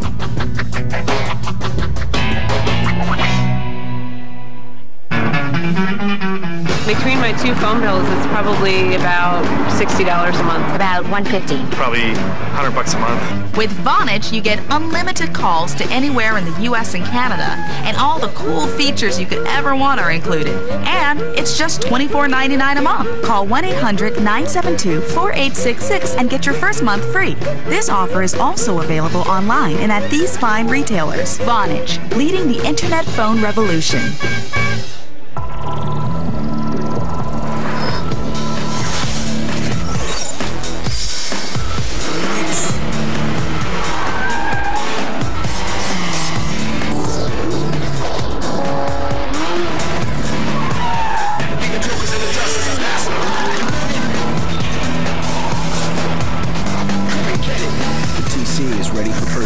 At Scion.com with over 30 Scion accessories. Back inside the Rose Garden. Yep, it's worthy. It's a little loud. Yeah, she's thinking it's a little loud right now, but this is why it's so loud, because people are screaming after watching the highlights. Let's take them right there. Let's see what we got. First quarter, it was all Edmonton. Edmonton got out strong. 5-0 lead. Just beating Kinger left and right. Not the big night for King. We got Clark getting us started. Got number 17, Ebner, with his first goal, shorthanded. Stobert answering after that, building that lead up. It was all Edmonton. We head on to Clark again, getting another goal. That was, again, similar to Ryan's goal, knocking him down, finishing. And then up top, Dallas's first goal, long distance shot. Never saw that coming around the screen, and now here comes Portland. Well, actually, Pat Campbell making that brilliant save on Peter Morgan right on the crease. And here's the goal we looked at halftime. Ryan on his own, coming down strong, putting that ball on the far side, far corner. And then Big Bruce winding up with that overhand on the move, his favorite shot. And then here's Dell looking down real close. And again, the great passing. Guzet gets on the board for his first goal of the year. Makes it 5-4 at that point. Portland climbing back in. Here, look at the statistics. As you can see, almost 2-1 shots on goal. That's big. And well, you talked about it before the game. Power play is also crucial. Really 1 for 5 on our power play. We should be taking more advantage of that with Edmonton coming in dead last in the league on their penalty kill at about a 28% clip. You know, if Edmonton's going to keep up putting us on power plays, we got to take advantage of that. So right now, will the fans enjoy? There's the biggest question of this quarter. Will a goal be scored to the right side of your screen, folks? Because all of the goals so far, all 12 have been scored on the left. Never ever seen that before, but it's been the case right now. Well, we certainly hope that works out to our favor this quarter, not next quarter. That's right. Brody Merrill on for the face-off. And it will belong to Edmonton right off the start. Brody real quick on a false start on that face-off. That's all right. They're ready for the defensive side of things. And as we take a look, it is a 5-on-4 for another 22 seconds. Clark, who's got 2 goals, is playing up top. Now they go cross, trying to softly put it in the corner. Quinlan couldn't get it there. Real nice job by Forget to drop back and cover that position on the man down, coming out of that post on the diamond. Here's a shot. Oh, great save by Dallas Elliott. Oh, my. How he got there, I do not know. Now it is full 5-on-5. Another great job by Portland, killing off another power play. So after being 4 for 8 on Friday, Edmonton 0 for 3. Special team is picked up by Portland. Ryan Powell taking his time. Morgan, here comes the screen. Oh, Campbell with a good save. Does he get some help? Yes, he does.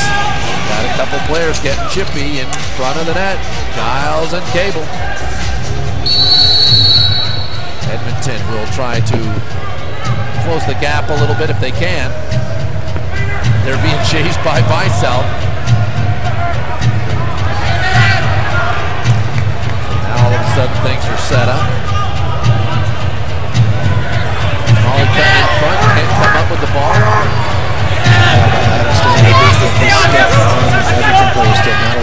catch that pass. Krzyzewski had it. Now we've got, looks like the penalty upcoming. Yes, indeed. It will be called on Marshall for holding. Marshall will have to go take a seat. He's kind of smiling as he goes off. And they're both smiling about it. Well, we got to watch this on the replay up on the big screen. See if we can give you one ourselves. Number 8, Ryan Marshall. And it's a big hit by Brody. Actually spun away from that, so it looked like a hit in the back. Let's take another look. See here, he spins away from Brody, so I thought that was going to be a hit from behind. Somehow they got Marshall draped all over for the penalty. So they're going to call him on the hold. The fourth power play opportunity. Another big save by Elliott to start it off. It's the third time in a row that we've let that open spot down on the bottom to Elliott's right. You got to watch that on the next power play. Bateman was crashing in and almost came up with the ball. Instead, Merrill grabs the Lucy. As Sharp was leading the break on the right side. Short-handed. What can Portland do? Cutting in Halliday, doesn't have it. Instead it belongs to Bateman. He'll just drop it off. Nice job killing off 30. And here comes Edmonton. It's Sunday, it's a long week for these guys and a long weekend. Maybe Edmonton's starting to feel it a little bit.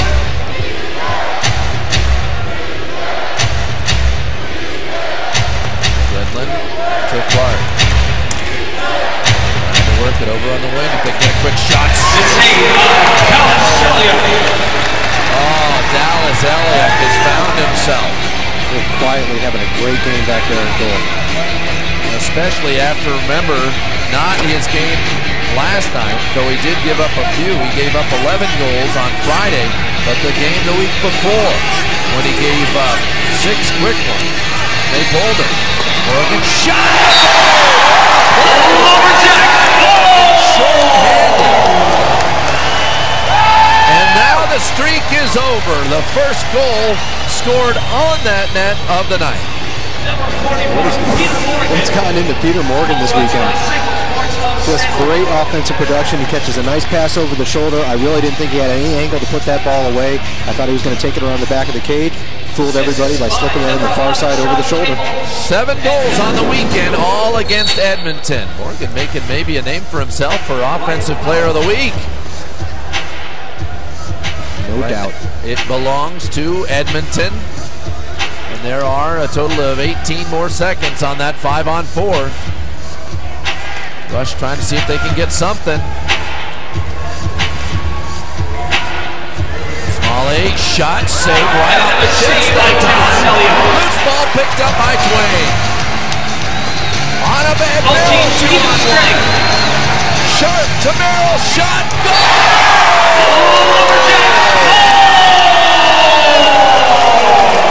That's an even strength goal by Brody Merrill. Great passing. Here comes Brody looking for Sharpie coming down the right side. Honestly, I thought this was going to be one pass too many. I didn't think they had room again. Brody hangs on patiently, waits for Pat to make his move, and bounces it in the far side. Goes back to the far side. You're going to see it. Brody Merrill just does a nice job looking like he's going to go stick side, but he crosses back over and goes to the other side, and we've got a goalie change. This is what Portland likes to see. They like to see an opportunity to bring in the backup.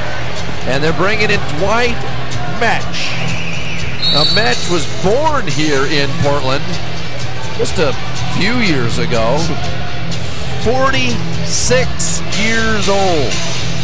Former All-Star goalie when he played in Vancouver. In 1920 he was an All-Star goalie. He's 40. He makes Dallas Elliott look like a pup.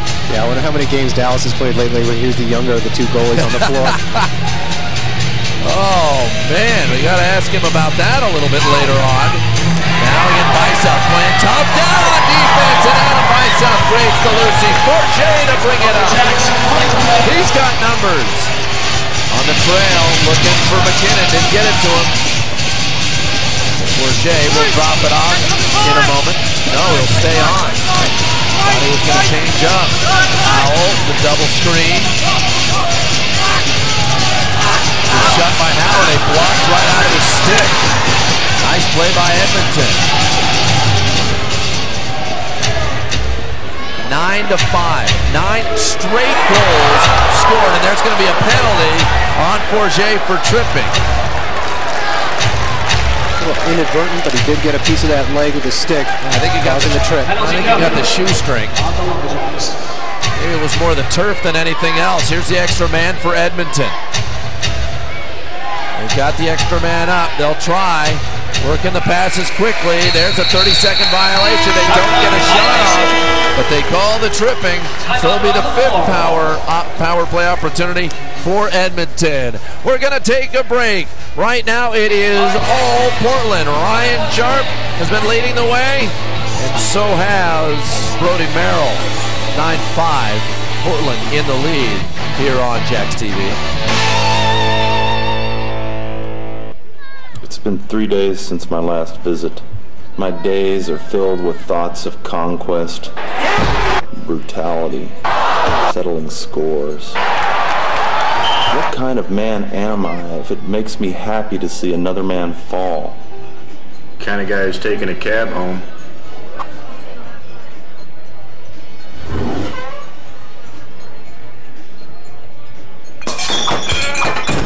This is my home.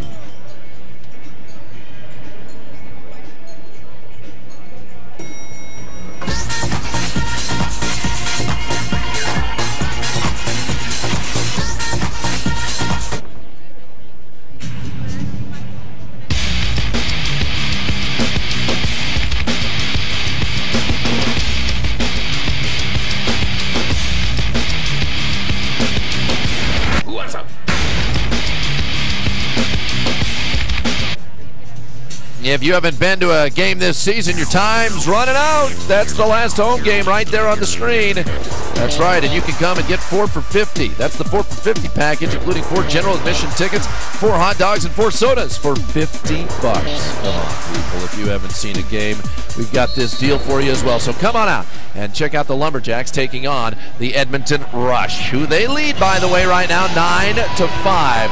And it is a power play for 2 minutes for the Rush. Gonna look for another one on the wing. A great save by Elliott. Now he did knock the goal off. All right, Jax, made the save with the chest in front of the goal line. That's why they didn't make any sort of a call. Actually, interesting in this league, if the ball, if you do knock the goal off the goal line and someone takes a shot, if the ball passes through where the goal would be, even though it's moved, say it falls down face forward, they'll give you the goal. So the goalies can't be back there moving it off and shenanigans like that. Which we know in different sports, namely hockey, they do that as well, and the rules are different there. 9 minutes to go here in the third. Edmonton regains control, and they will bring it on up. So a strange one so far in that it was 5-0 Edmonton early, if you're joining us just now. 5-0. And then all of a sudden, Portland 9 straight. That's that bottom right corner on Dallas's right arm. That's where they've been getting open in the power play. And on that shot off the sidewall and out of play. So it goes to Portland. And Matt Twain will bring it up. Again, he's taking his time. For a little help, they've got all their offensive guys on. Remember, they're still trying to just kill off time. Not worried about it. They get a shot, great. Nice shot. Into the goal line. Picked up, though. Nice job by Bateman to pick it up. They can now kill off the penalty. Hold it, kill off the penalty. Great rebound by Ryder. That's right. No need for a shot. But they will have 6 seconds left on the shot clock when they get their 5th man on. So they can hold and be patient. Now, do we have a penalty upcoming? Looks like we have a penalty upcoming down in the corner. It's going to be on Edmonton. Indeed it is. How about that? They're going to call a hold as Morgan was trying to fight his way through, but was held up. So a power play, the 6th on the night for Portland. We're going to get a full power play out of this because the other penalty had expired right as the other one was called. So we're going to be right away 5-on-4. All right, let's go. Let's send in the box. So taking the seat, number 26, Andrew Turner with the penalty. And after being very chippy in the first couple minutes of this game, it's quieted down somewhat. And it is a We still have a lot of time left, people. Bruce Alexander would love to add to his numbers. What can he do? Ryan Powell started today. Morgan, one time. Just that quick. It is 10-5. Peter Morgan with the hat trick. Give Ryan a night off once in a while because Peter Morgan is unstoppable this weekend. Here he is. Somehow everybody forgets about the 6'6" Peter. Wraps around the back of the cage, all alone. The goalie is not going to have time to turn around and find him and the ball and make that save. You know, the key to that play, not only Morgan circling around, but the Lumberjack on the wing who dove in, then dove out and took the defense with him, opening up Morgan for the easy shot. So that power play goal makes them a 2 for 6 on the night. As for Edmonton, they are 0 for 5. 10-5. Seen some strange things this season. This one's got to be up near the top. I mean, a complete turn like you haven't seen. Edmonton looking for an open man. They've got it. Somebody down the lane. Darren with the shot. No. Let's hear it for the Lumberjax defense.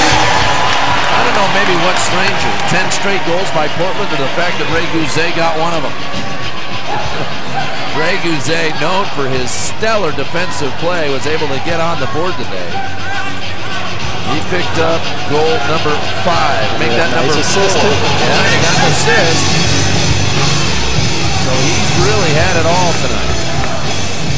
In fact, he brought the team to within 1, and then on the assist to Matt Duane, he tied it up 5-5. They might end up with another shot hit the inside of the post. Let's hear for the Jets defense. Sometimes that's helpful. Loose ball picked up. Who else? Brody Merrill. He's got numbers. Pass it. Oh, off the stick that time as Ryan Marshall took his eyes off for just a moment. I think Ryan thought Brody was going to pull the trigger on that one too instead of the pass. Here's Williams. Trying to set it up. The rush, one shot. That one gets by but misses wide. Great pass from Ryan Sharp. Ryan Sharp got it over there and makes a run. They're going to call a penalty on Sharp. I want to see this from a different angle because our vision was blocked. But Ryan Sharp was going after it. It looked like Quinlan may have tripped up or gone too low for that ball right before hitting the wall. How many will they give Sharp? That's the question. Let's watch this. Here you go from right above. A little bit of an extra push there. Hand on the back. Good call. Good call. 2-minute penalty. 6 power play on the night for Edmonton. 6 power play for Edmonton. And Sharp gets called for that one. Quinlan's got to be careful. He almost left one of those Wile E. Coyote silhouettes through the boards on that one. A little tough. Up top, a little bit of the tricky play. Matt Duane trying to come over and knock it free. Over on the wing, there's a pass. Nice pass. Right save by Dallas Elliott. Oh, he does it again. Elliott, a little ginger getting up as he was banged in the knee. He's flexing that leg a little bit. It's a little bit sore. Again, that's why he did not start tonight. Great save, even though he was in the crease. Look, gosh. He just continues to do it. Dallas Elliott in front. Morgan shot. What do they got? Shot on goal. Reset. A nice opportunity by Bateman crashing in from the left side.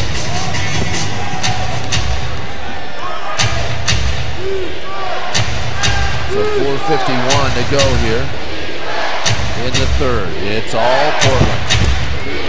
They knew what was at stake. Apparently not in the first, but in the second, third they have. Shot misses wild. Is that one going to get over center? Yeah, over and back the call. Portland picks it up. Timeout on the floor. There is a timeout on the floor, so the score continues in favor of Portland as they have scored 10 straight. Will they get any more in the third? You better stick around and find out next.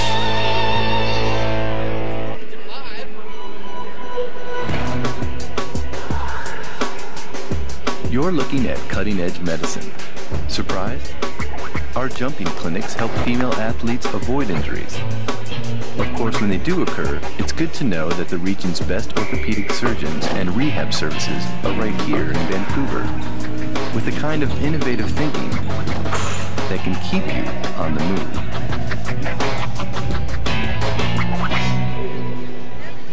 This time of year, you need entertainment.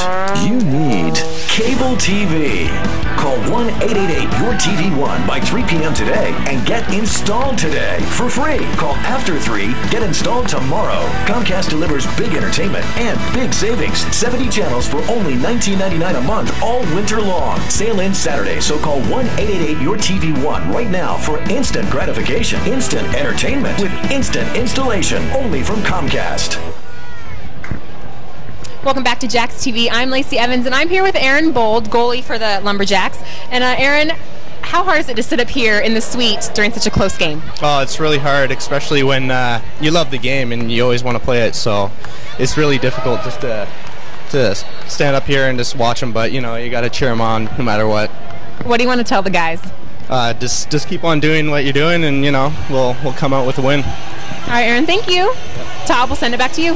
Lacey, thanks so much. Just for a note for those of you watching at home, when Aaron Bold was born, the goaltender right now in net for Edmonton was 25 years old. He's 46. Yeah, that's right. 46 years old is how old Dwight Maechie is. Born in Portland, Oregon.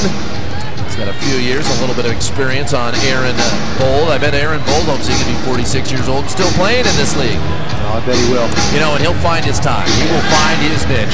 He's just behind 2 All-Stars right now in Matty King, number 2, and the one, the only Dallas Elliott. Shot the goal as Howard finds the back of the net for Edmonton.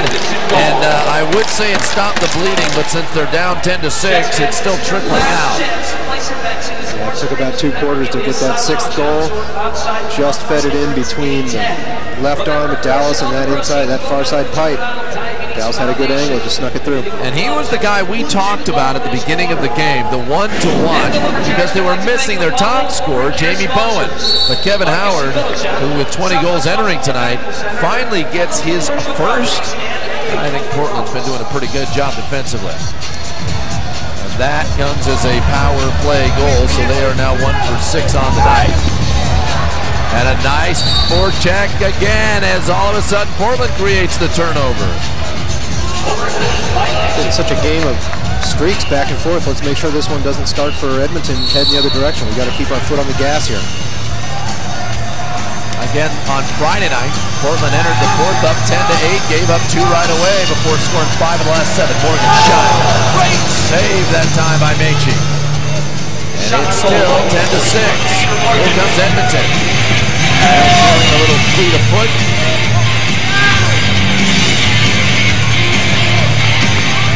Coach Derek Keenan of the Lumberjacks said the one thing you have to watch out for Edmonton is they are fast. A fast team. Ryan Sharp doing a nice job on ball. Up top, Edmonton's pulled their netminder. They've pulled him an extra man. There's the shot, and they got it open net. Merrill's going to shoot. He's going to shoot.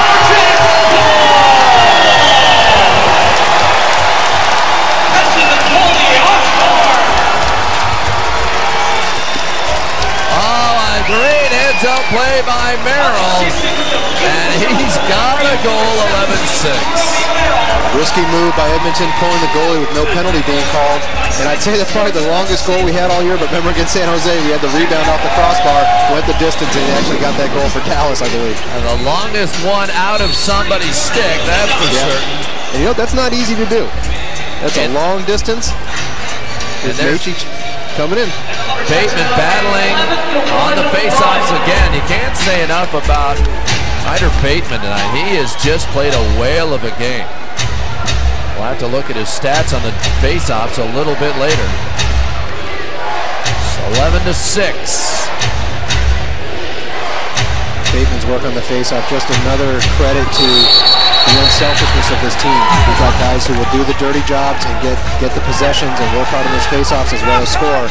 It's just great to see how this team plays. All right, Guzet takes an elbow to the head as he was trying to fight around a screen, so possession goes back to the Lumberjacks. Don't forget, fans, we are one goal away from the free chalupa to everyone. Cable puts it in front, trying to get it to Morgan. And Morgan playing strong in front of home. He gets thrown off it quickly. As Meiji keeps 1 foot in the crease and he's able to play. Edmonton looking for their opportunities, but boy, they've got a lot of ground to make up. And only a little over one quarter to do it.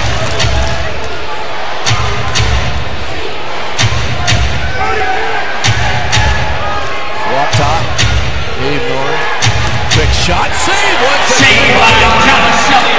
Oh, and here comes Ryan Sharp. He's got wheels, and he's got trailers.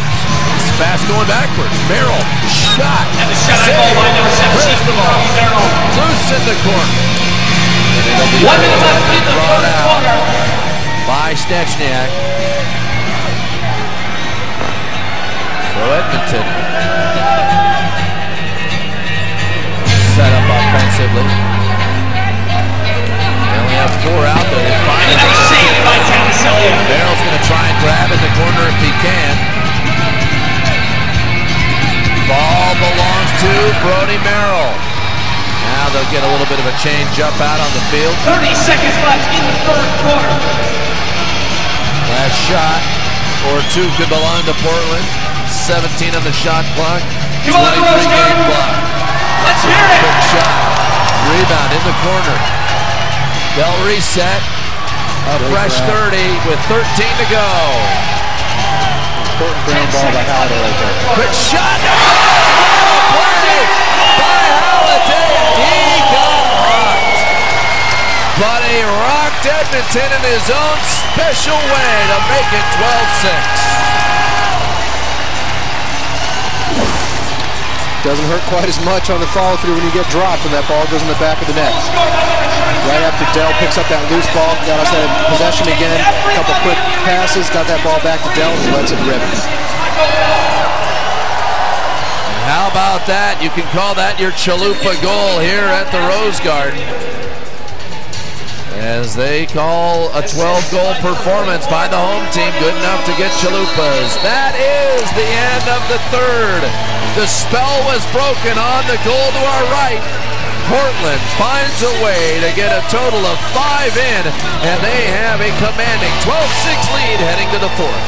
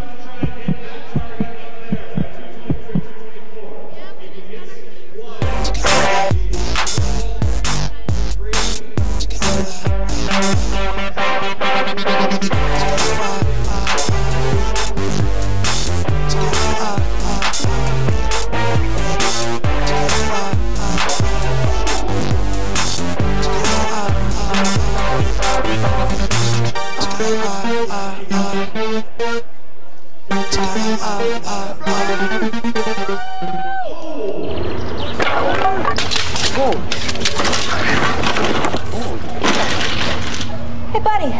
Yeah? I want to buy a car. Oh, what? $20. Those precious baby wax. Seriously? $20. Come on, $20. All right. Oh, man. No matter what stage you're at in life, there's a Wells Fargo nearby to help. Get more than free checking. Get to your next stage.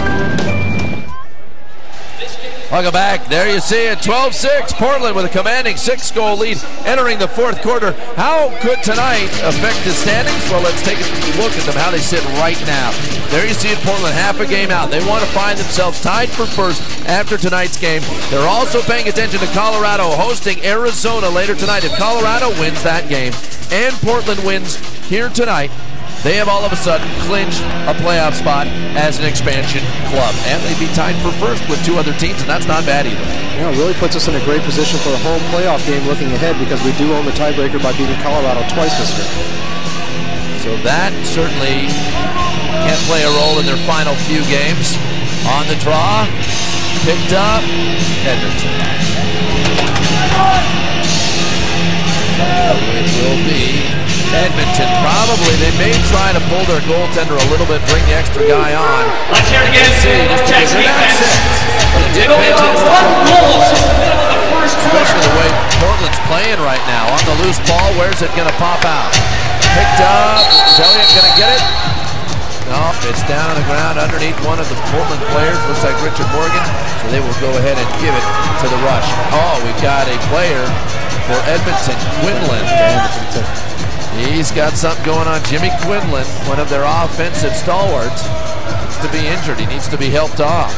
I don't know if it's a cramp or what. Hopefully for their benefit, it's just a cramp. He's heading back to the locker room to get it checked out. No penalties called. That's another good sign for Portland. Right now, Clark looking for a little help. Doesn't get it. Turns it over. Brody Merrill. He'll bring it up and quick. Far side. Shot. Saved by Merrill. Whistle blown, and it looks like an illegal substitution. 1 too many players on the field that time, and it was Brandon McKinnon who came on a little bit early. So a penalty to be served. McKinnon, he's seen a lot of time in the box tonight. In fact, he's seen a total of 9 minutes. His first start in the NLL, and what will he remember? A shot on goal, a fight, 9 minutes in the penalty box. 7th power play on the night for Edmonton. Gotta start somewhere, I guess. That's right. It's up top. Edmonton. Finally find a spot. Great save by Elliott. How he closed up that 5-hole that quickly, I do not know. Dallas, Elliott. Wow. While the ball is moving up front, you can see Clark just sneaking around the back. They've been working the right side of Dallas pretty heavy on that power play. They went to the opposite side, found him open. Dallas made a great save. So Powell with it. They're going to double team him. He'll just try to help kill off some time. They know they've got to be concerned about him because he's getting split. Oh, but he lost the ball. Taken down. He tried to knock it free. He did, but it looks like, will it be a penalty? It looks like, oh, that's an extra shot. Bateman getting into it down to the side with Chris McElroy, but he doesn't want to do it because a penalty will be called on Edmonton. Are they going to send them both in? Yeah, Bateman is going to go in, McElroy is going to go in, and another penalty will be called on Edmonton. I think the refs are going to have a short leash. They've got to keep control of this. It's been a frustrating year for Edmonton. They're down again. Another frustrating game where they had a 6-goal lead. You don't want to see this deteriorate into a punching match. It looks like they're also going to go ahead and put Powell in as well. There you see some of the extra shots. But here you can see now Bateman's just going to give that one to the face. Yeah, they got to pull the plug on that right now before it gets up. Ryan Powell, you see him at the top of your screen right now. He doesn't want to go in, but they are calling him for interference as he ran into the netminder. He can't believe it. He said he was thrown in. He's arguing his call. Well, if this is the case, then Bateman's penalty with the other Edmonton player should offset, but we're going to be down a man. I wasn't this good at math. That was an art major. You're asking the wrong guy. Let me tell you. I think we're going to be down 5-4 if Powell ends up in the box. Well, the problem is that you are already down 1. It should be a 5-on-3 for a minute 7. So all of a sudden, they want more people. Well, Bateman, yes, Bateman's, that's not a surprise. He's supposed to be going in. And now, once again, Bruce Alexander arguing his team's point. So it's getting crowded in the box. McKinnon still in there? Yes, McKinnon is in there for another minute 7. But it's a 5-on-3 right now. I don't doubt. Let's see some more replays. Two misconduct should offset, but we're going to end up 5-on-3. Good hard play by Bateman. Now this shot right there is what got him in the box. If he had not retaliated, he wouldn't have been in the box. It wouldn't be this 5-on-3. But it is, and you know what? You made the comment, John Stevens, just moments ago. The refs have got to keep a tight leash on this, a short leash, and they must. This is gonna get nasty in this final quarter. And you think this one's bad? Hey everyone, April 14th here at the Rose Garden. These two teams meet again, and that is gonna be crazy. 797-9739. 4 tickets, 4 dogs, 4 drinks for $50 at that game. That will be the best $50 you spend. And you know what? You're getting your tax rebate soon thereafter. So why not spend it on that? You know, if you've enjoyed watching these games on TV, nothing beats seeing this live. Get your taxes done. Get them done before the 15th. Reward yourself with a game here at the Rose Garden on the 14th. That is the way to celebrate. Get it over with. Come watch some lacrosse. All right, so I'm looking out, and it does appear, yes, a 5-on-3. Oh, Dallas Elliott will need to stand on his head now. The score 12-6. And here comes, there's a quick shot at the goal by Clark. Went up top. Now, an interesting, John, they only had 4 on the offensive end. They kept 1 back at center. Keeping that quick outlet pass, and we can see Dallas working on that one, trying to look around the screen. And again, you know, Brody's in a tough spot here, playing the zone. Can't really move over and step up like he normally would with 4 guys in the zone. Lets the shooter get just too close. So Clark gets a goal, and now it is a 5-on-4 for the next minute 46. Again, thinking about that with the 4-on-3, you bring 5 in there, it gets a little crowded. You can pass quicker and move the ball around if you just got 4. So 5-on-4 now for Edmonton, trying to close the gap. Can they? Heave no shot. Great save by Elliott. Chasing it down, Richard Morgan's in the way. He almost got there. He almost got there. Richard Morgan takes about 3 strides and he's down the length of the field, so you knew he could get back in time. No, behind the back pass. Great save. That's on the shot. Shot, no. Pass into the corner.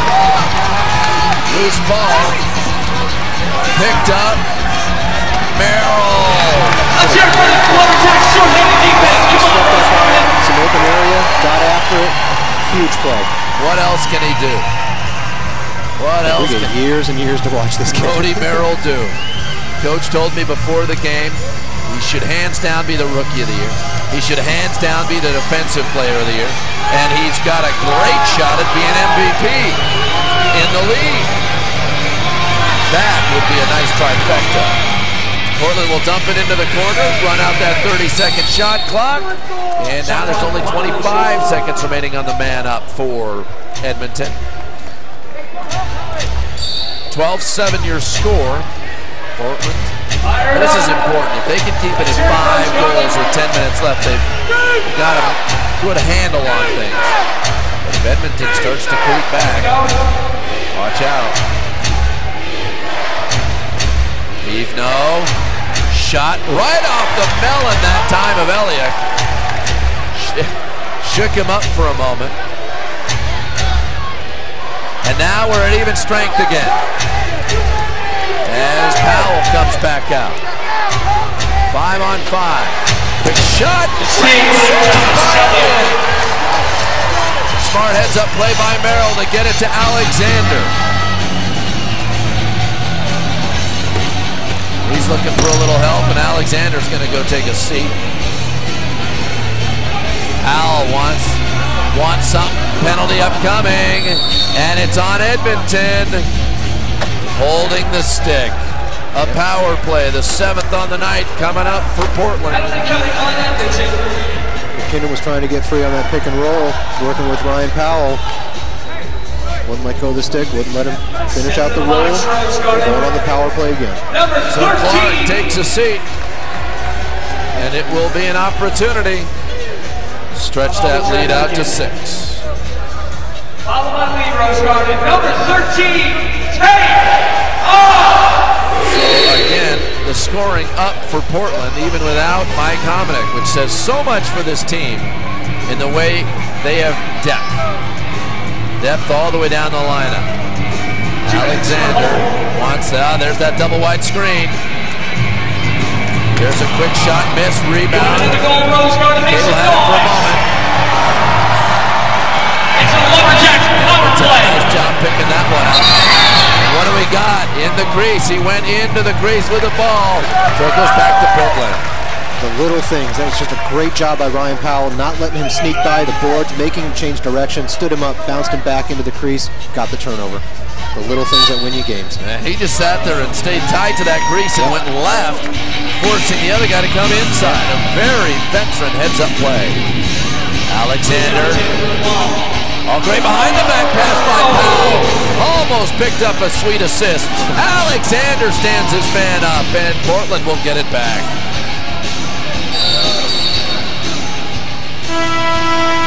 Turner looked up just in time and saw number 49 waiting for him. We have a whistle on the field, and take just a moment. Are they concerned about the shot clock? They may reset the shot clock. Down a little bit lower. It got reset to 30. They're going to call timeout. They're going to talk this one over, are the men in black and white, and I'm not talking about the rush. Right now, Derek Keenan likes what he's got, a power play and a 12-7 lead. See if he can add to that coming up next to get those fans out of their seats on Jax TV. It's been 3 days since my last visit. My days are filled with thoughts of conquest, brutality, settling scores. What kind of man am I if it makes me happy to see another man fall? Kind of guy who's taking a cab home.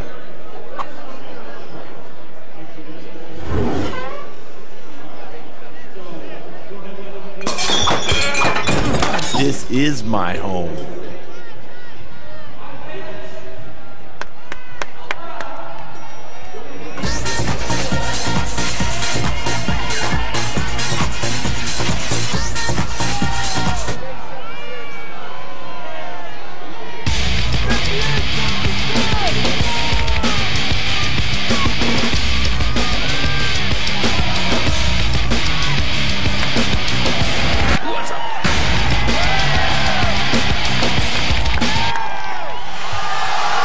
When it comes to teams having success, sometimes it's all about chemistry. General manager and head coach Derek Keenan has found a way to do that. His thoughts on his team's chemistry? Okay, so the last 3 of the 5 games are against Edmonton. How is it to play a team back-to-back like that?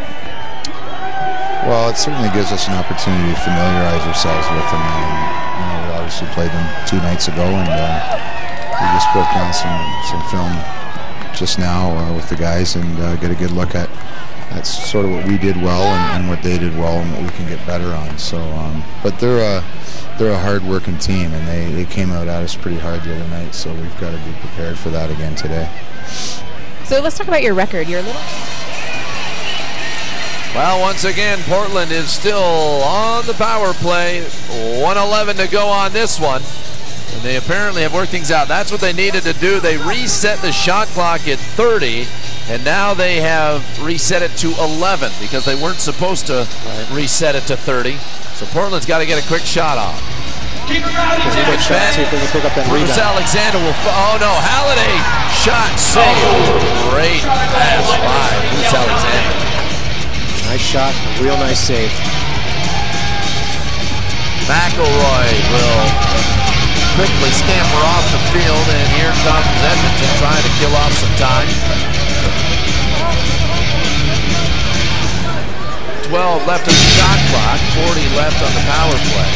That one high. All right, Twain's got some speed. Great shot that time, but a nice save by Mechie. you try to just drill a hole through the goalie and fire it past him. So 18 seconds remain.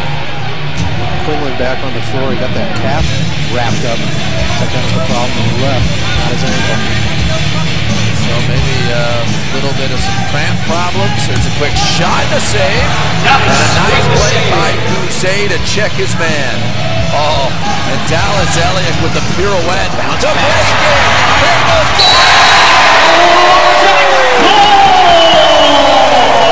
We have seen a three-line goal, and we've seen a three-line assist tonight. What a pass by Bruce Alexander. That was fantastic. Look at this pass. That's the nice thing about indoors. You know you're going to get that true bounce. Sean Cable, again, just like last week, coming out of the box hard, gets ahead of the defense. Actually, I don't know what's better, that shot or that pass. It was fantastic. Richard Morgan on this time for the draw. Nope, didn't get it. You talk about being tall and having to get down for a face-off. A long way to ask that man to get down. Richard Morgan is 6'8". He can face off on a stool next time. 13-7. Shot by Edmonton, thwarted away, and all of a sudden, where's it going? Portland ball. Crease violation on Edmonton, and it belongs to Brody Merrill. He's going to try and bring it up by himself. He's got the legs, and he does. Bounces it over to Peyton. Screen, Peyton, can he get in? Double screen, can't get there, falls down, holds on, loses the ball. Got to get some help from Ryan Powell, trying to get there. Powell does a nice job, he's coming in getting physical. Oh, there's a fly. No call here. We've got whistles. Oh, there's a late call. There's a late whistle in by one of the referees. Stuttgart's working hard to start something. You know, and that player that fell down was Rob Williams. Oh no, that's a referee reacting and not calling the game. Let's watch this again on the replay. Here it comes, left side of your screen. Let's see if we can see it. Here comes the player. That's just the tail end of it. We see the end result. You know why? Because he looks immediately for a ref. Yep. You're looking for a ref, you're looking for a call. Without seeing it, the way he hit the ground, I'm assuming that he was pushed from the back. I won't. But you can't tell. Not when you're down 13-7. You're trying to get that man up, and it worked. Edmonton, 8 opportunity on the night. They're 1 for 7. In front, nice play by Richard Morgan to knock it away. Those sticks up. Block that passing lane. That one, a great tic-tac-toe for the Rush. That's a power play goal, and it's in the back of the net by number 19, Brad Darren. That was some impressive passing. 13-8, the Rush can hang their hat on that one tonight, but just that goal was pretty open. Take a look here, it's a great feed across, real quick stick. He stepped on the crease and got a goal. The rest of the one. Toe on the line. Nice call, John. No doubt. He was in. Here comes Edmonton again. Check out Cycle Sports location on Portland Road in Salem. So now all of a sudden with 7:03, it's a 5-goal game. You can believe it. No coach wants to see a call missed by a ref in regards to a toe on the line. One goal can make a difference in this game.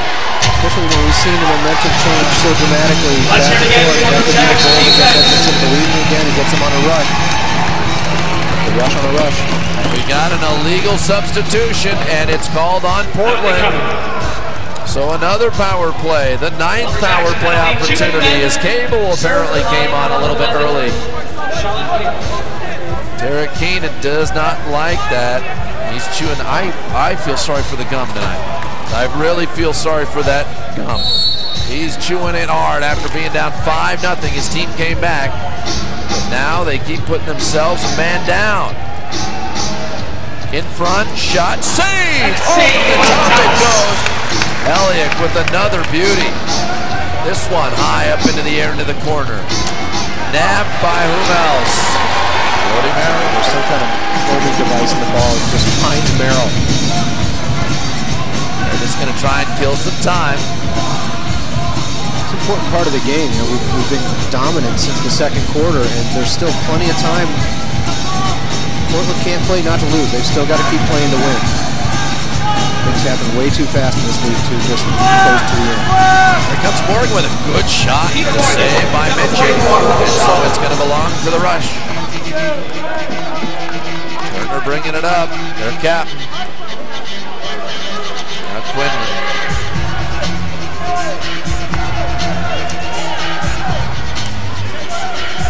Up top, Quinlan.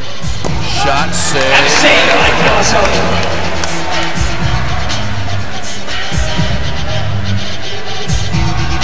Quinlan and Clark just playing a little catch. Oh, miscommunication, and Darren can't come up with it.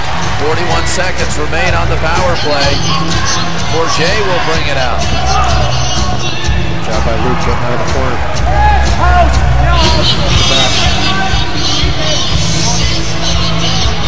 Right now, it's just a couple more seconds, it looks like.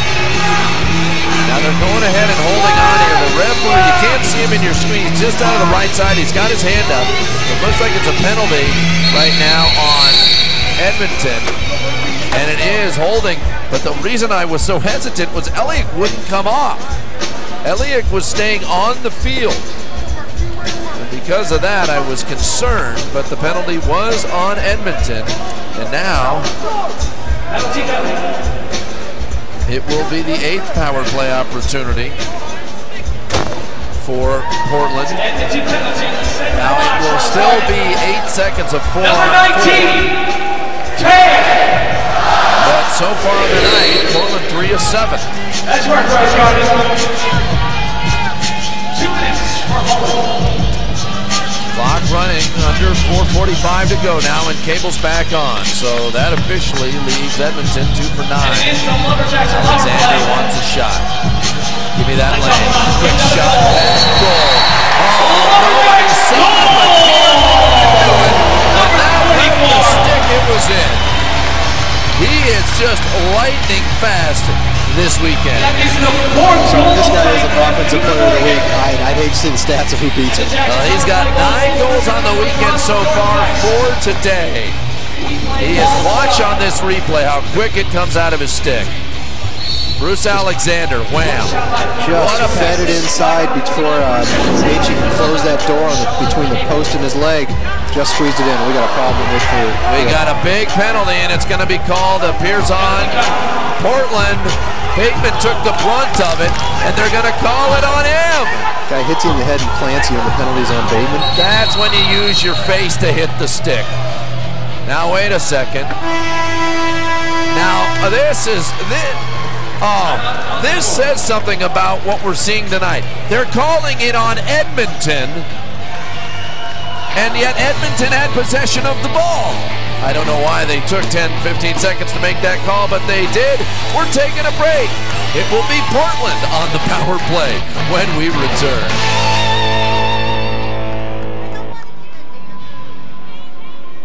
In March, Comcast delivers the hits you want on in-demand pay-per-view. It's a winner-take-all battle for Nicolas Cage in the dramatic thriller Lord of War.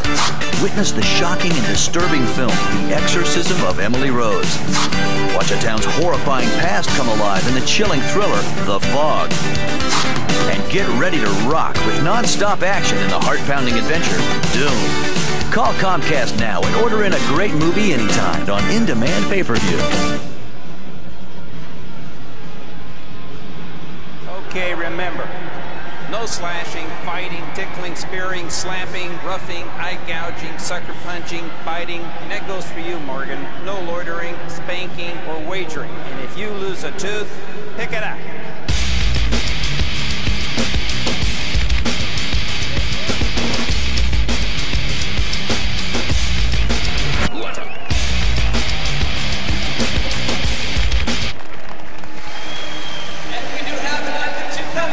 Welcome back. There you see it, 14-8 for Portland. And not only that, John Stevens, but they are on They're on the power play, which has to make that man happy, though you're not going to see him smile much during a game. Derek Keenan, head coach of the Portland Lumberjacks, but nonetheless, I don't understand why they didn't call it right away, because Edmonton had possession of the ball. They waited for a while and then finally made the call. 5-on-4. So far, this is the 9th power play for Portland. They're 4 of 8. Oh, a great one-timer from Cable, but a better save by Meiji. But you know what? Great job by Sean staying with that on the rebound, knocking that pass down. Give the Portland Lumberjacks a chance to get back on defense and stop a fast break the other direction. Sens being down 5-0. It has been 14-3 in favor of Portland. Talk about a change. Pretty dominant performance for the second, third quarters. So far, here comes Powell up the near side. He's been busy. Yeah, you look at the stat sheet and see that Ryan hasn't put any points up necessarily tonight, but he's done a lot of little things that have been very important in the course of the game. Alexander has been busy as well. He's been having the assist, the great playmaker tonight. Oh, the pass. One-timer, Cable takes his time. In front, Powell. Shot! Just misses wide one. And that one is going to be a 30-second shot clock violation. So here comes Edmonton, backdoor shot! Saved by Dallas Elliott with the right glove. Just in case you've forgotten about Dallas down there. Unreal. Dallas Elliott with that save. You want to see a 15th goal, Rose Garden? Wow. Let's see if Portland can get another one here. 28 seconds remaining on the power play. Halliday shot, blocked in front of him. And penalty upcoming on Portland. Halliday knows he's going in. From behind. They'll call holding on him. So it will eventually be a 10th power play for Edmonton after a 16-second 4-on-4. Number 3, Dale Halliday. 2 minutes for holding. Yeah, so he tried to go with a swim move over the top. And the penalty minutes are racking up, people. We've seen a total of 19 power plays between the two teams. So here comes Edmonton with 2:21 to go.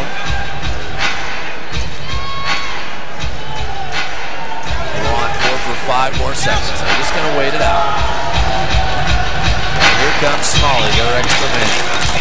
The players tell Portland that the new man's on the floor by banging their sticks. That's what that was all about. Shot. Smalley comes in for the crease. Great save! Sealing up the 5-hole. Terrific. Going the other way. Great loose ball by Forget, getting out of traffic. Great for the transition. Oh, and now the miscommunication with McKinnon. He didn't know it was coming to him, but, well, remember, this is his first game. 1:37 to go, and Portland moments away from wrapping up another one here at home to improve their record to 4-3 at home. Looking to find themselves tied for first place possibly after this one. A shot and a goal by Quinlan, as Quinlan's able to put one into the back of the net on a power play goal. So they are officially 3 for 10.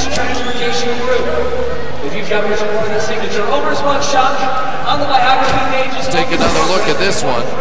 Quinlan gets the ball up top at the X position. She comes back to him on the little quick passing, getting Portland to spread out a little bit. It just puts a little heat on it and beats Dallas to the low left corner. So here comes Uze. He's looking for a little bit of help. Is he going to find it? No, he's not going to find it as he's thrown down. Now he's going to come back with a hard hit. Uze. And there's a timeout quickly called by Edmonton with just under 1 minute. There's a shot on Uze and the penalty call. After the whistle, everyone had relaxed. This is just not it's going to get nasty. Exactly what we wanted to avoid. 59 seconds left in the game. Cheap penalty that could affect the rest of Uze's year. And look at these two. Here you go. That's going to be right. Marshall's going after Smalley with the right. The other right. There's another right. He's landing right after right. They go down. And that was a win for Portland.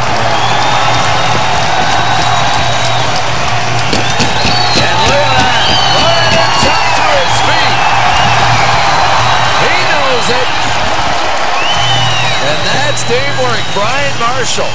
Brian Marshall, the nice job. Hey, you know what? That's what this game's about, protecting your teammates. That's Here's right. Guzet. Watch the shot. Real cheap shot here. You can't let that go. Look at that. Two-handed cross by Smalley. Even Edmonton knew that was garbage. Hammering him, and Guzet wasn't looking.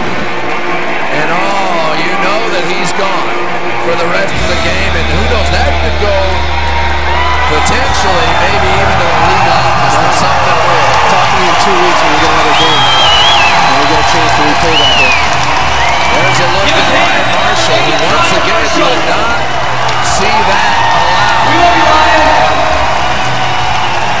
Yeah, high fives, not for the fight itself, folks. And again, that's not what that's about. That's called protecting your team. That's teamwork. That is is what you have to chemistry. do. Chemistry and teamwork. These guys care about each other on and off the floor. You see one of your boys take a cheap shot like that, you can't let it go. Same as when you see your goalie get hit, you can't let it pass because it'll just keep on happening.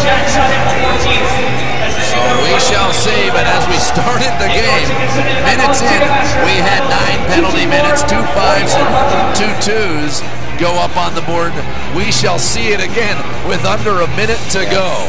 Well, let's hope it doesn't deteriorate to that the last minute. This has been such a well-played game by the Lumberjacks. You'd hate to see it deteriorate to that kind of play for the last minute. No doubt. Hey, everybody, if you're enjoying what you're seeing now or have enjoyed it at all this season, the Lumberjacks are coming back in 2007, and we want you to be a part of it. You can purchase your tickets at least, and not only that, but if you put down $25 for a seat deposit, you're good to go. Call the office at 797-9739. Make sure you're part of the home team in 2007. Who wants some? That's the big question. Trent Smalley, Edmonton Rush, he doesn't want some. No, he doesn't. Richard Marshall wanted some. Is out. And they will not come back for the final minute of the game. So he will go take a seat in the locker room. But certainly the referee's now trying to write all the penalties done. And so they're going to go ahead and send Marshall to the locker room as well. See if he gets one more standing O from the fans. As you hear the players banging their sticks on the board, Marshall raising his stick, absolutely.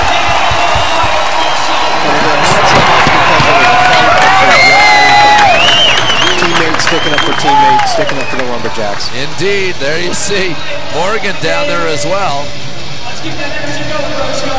And they'll get an early shower before everybody else. Guys, they're showing it up on the big screen here again. Shot on Guzet.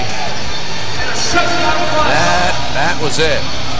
That got things started. Now, out on the floor, after all that madness, here's what we have. It's a 6-on-5 because Edmonton has pulled their goal. Yep. 1 minute to go. Fans on their feet. Let me tell you, I think a few more fans just got locked into this game. Clark, the shot, saved, rebound in front, picked up. Adam Bysouth on up ahead for Alexander. He's got it at center. Needs a little help. He'll back in. Behind his back. Ready.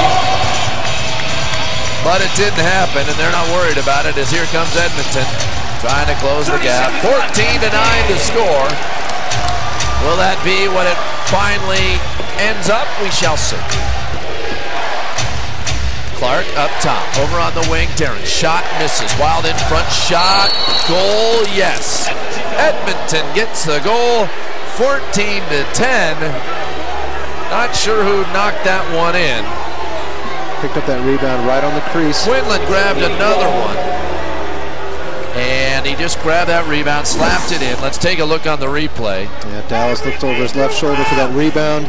Quinlan, really nice effort, just stretches up real high, grabs that ball and redirects it back in the cage before Dallas can pick it up and find it. 16 seconds to go here.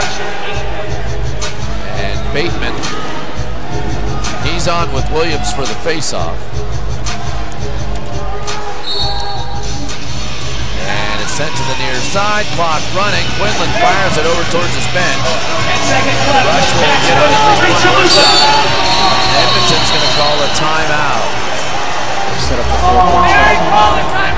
And now Now the referees may give a few more seconds back to Edmonton because the Edmonton coach has been calling for the timeout as soon as they got possession of the ball. He let the officials know that, and they did not call it. The player with the ball even took his hand off the stick and made a motion for timeout and didn't get the call. So we'll see if they give them back some time. Hey, you know what? That's a passionate coach. Yeah. That's Paul Day you just saw there. Paul wants time. I mean, his team may be down 4, but until it says zeros on the board, he is not going to give up. The girls tried to come out and give some T-shirts away. The ref said, no, we're going to finish this. They gave him 3 seconds back on the clock. They want more. Paul Day still wants more. He's screaming on his bench. He's not going to get it. And that's not good as he goes ahead and falls down. Up top, shot, save, comes away with another win. They are improving to overall 8-5 on the season. Dallas Eliak, a stellar performance as a substitution replacing Matt King early. And once again, the Portland Lumberjacks get out of a hole early and come away with a big-time victory against Edmonton. So we're going to take a break. When we come back, plenty to talk about and plenty of players to talk to. So don't go away. Dallas Eliak may have been the star of the game, but there were others, and we'll hear from many of them next, right here on Jax TV.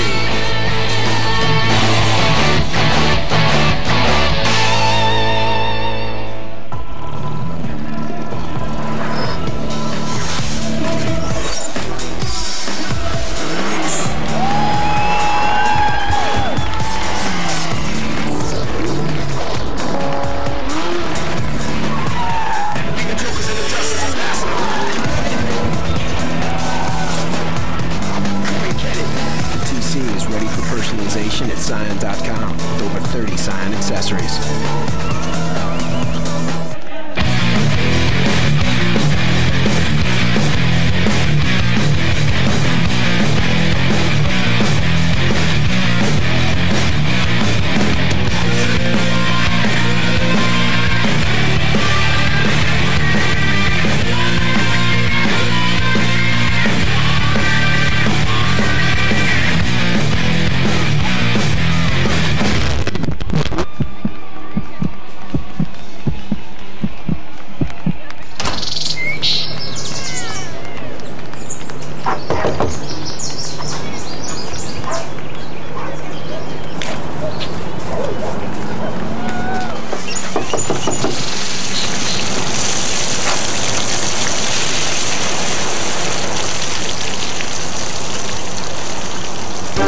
No matter what stage you're at in life, Wells Fargo has the home equity account to help. Make the most of your home. Wells Fargo, the next stage. So, how's business been, sir? You can't complain. Oh, who would listen?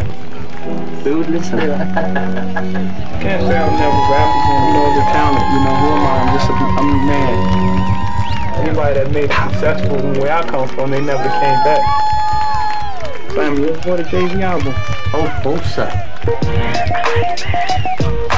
Open the door for the next generation the way it was open for me. There they are. Yep, that's right. Punch the fist, people. That's another win for your Portland Lumberjacks. 14-10, the final score over the Edmonton Rush. Good evening again, everyone. Todd Mansfield, John Stevens back with you for the postgame show. And sure enough, the Portland Lumberjacks were looking for a big win. And for a little while, they had us scared with that start, John. Very scary to start. Looked like what it did against San Jose with an awful first quarter. And then the second and third quarter, night and day difference. Portland came out with all the energy, started doing what we do best, moving without the ball, getting the ball to people breaking open off the picks. We're getting those little battles that we talked about, winning the little battles that win you the war. It was a great effort. 8-5 now their record. They're tied for first place. Pretty nice, isn't it? First year expansion team, 8-5. I'll take it. Not bad. Let's get to the highlights now from tonight's game because it was all about Portland. Portland, runaway train, starts with number 44, Peter Morgan. Like we said, what a weekend. If this guy isn't NLL Offensive Player of the Week, I want to see who beat him. Nice look up top. Bruce looking for somewhere to pass that ball. Catches Peter sneaking around the back of the cage. Beautiful goal. And then just a rip of Howard. So Howard picked that one up. That made it 10-6 on the power play goal, but Brody with the long distance goal there. Edmonton doing what they need to do, try and pull that goalie out, get the extra attacker, but it cost them. And then Halliday just taking the brunt of that one after it. But you know, it doesn't hurt so bad when the ball goes in the back of the net for a point for your team. There's another look at one of the great saves by Dallas Eliak. He had numerous. That one, though, by Clark, able to slip by him. But at that point, it really wasn't close because of plays like that. And then just that beautiful bounce pass, full floor with Cable coming out of the box. Bruce looking upfield, getting it done, made it 13-7 at that point. And then Sharp, of course, really picking it up. Sharp's been a little bit quiet since the All-Star game as far as offensive production, but he really turned it on tonight. Peter Morgan, you just saw him with his 4th goal on the night. That was 9th on the weekend. What an overall performance by him as Quinlan slips one by late going to close the gap. 14-9, 14-10 your final score. Shots on goal, nearly 60. You can't ask for much more than that. Really, and especially, you know, we pointed out at halftime what a difference that was, but Edmonton put a lot of shots on in the second half. Give credit to Dallas Eliak. Seemed like a quiet night for him because there was so much offensive production, but we know for a fact that he came up with just some fantastic saves, kept us right in the game. Yep. So they improved themselves to 8-5. As for Edmonton, well, it's been a tough one and a long road for them. They still only have one win on the year, and that one only on the road at Calgary. But let's talk now about our UPN player of the game. And folks, sometimes it's difficult, but on nights like tonight, it's easy. Peter Morgan, the player of the game, the UPN player of the game, 4 goals. He got them from every single angle, and you can't ask for much more than that. Again, quite a weekend for Peter, coming off that game into Edmonton. He keeps it rolling. Hopefully this is something that's going to, you know, we've been looking at Mike Hominick as our leading scorer. Well, Peter is coming on strong. So once again, you get plays like that from your leaders, and good things are going to happen. The team was missing their leading scorer, Mike Hominick, but again, Peter Morgan stepping up, other players stepping up as well. The team chemistry, the team unity showed its face again tonight. Really, the most important thing that Portland has is its chemistry and its unity. We've shared the ball all year. These guys love hanging out together on the field, off the field. It's a great, again, a credit to Angela and the team she's built with Coach Keenan putting this together, and that's why they're so much fun to watch. If you haven't been here, you need to be in the seats next week. Now, of course, they've got to sit down and watch a game a little bit later tonight because Colorado is hosting Arizona. If Colorado, the Mammoth, beat the Arizona Sting, Portland, an expansion team, is in the playoffs tonight. And what do you think's going through the players' heads? Well, they've got to be elated. You know, everyone coming into the season, people said, well, you know, maybe Portland has a chance to make the playoffs. We're in the driver's seat right now. We might end up with a home game, if not win the Western Conference outright. Yep, and a lot of these players coming from Anaheim, so they're very excited to have a new team and a new home here in Portland. And Portland will take on Edmonton again on the 14th, the last home game of the season. We hope to catch you then. For John Stevens, I'm Todd Mansfield saying have a great night as Portland advances with another win, 14-10, to improve to 8-5. Good night, everybody.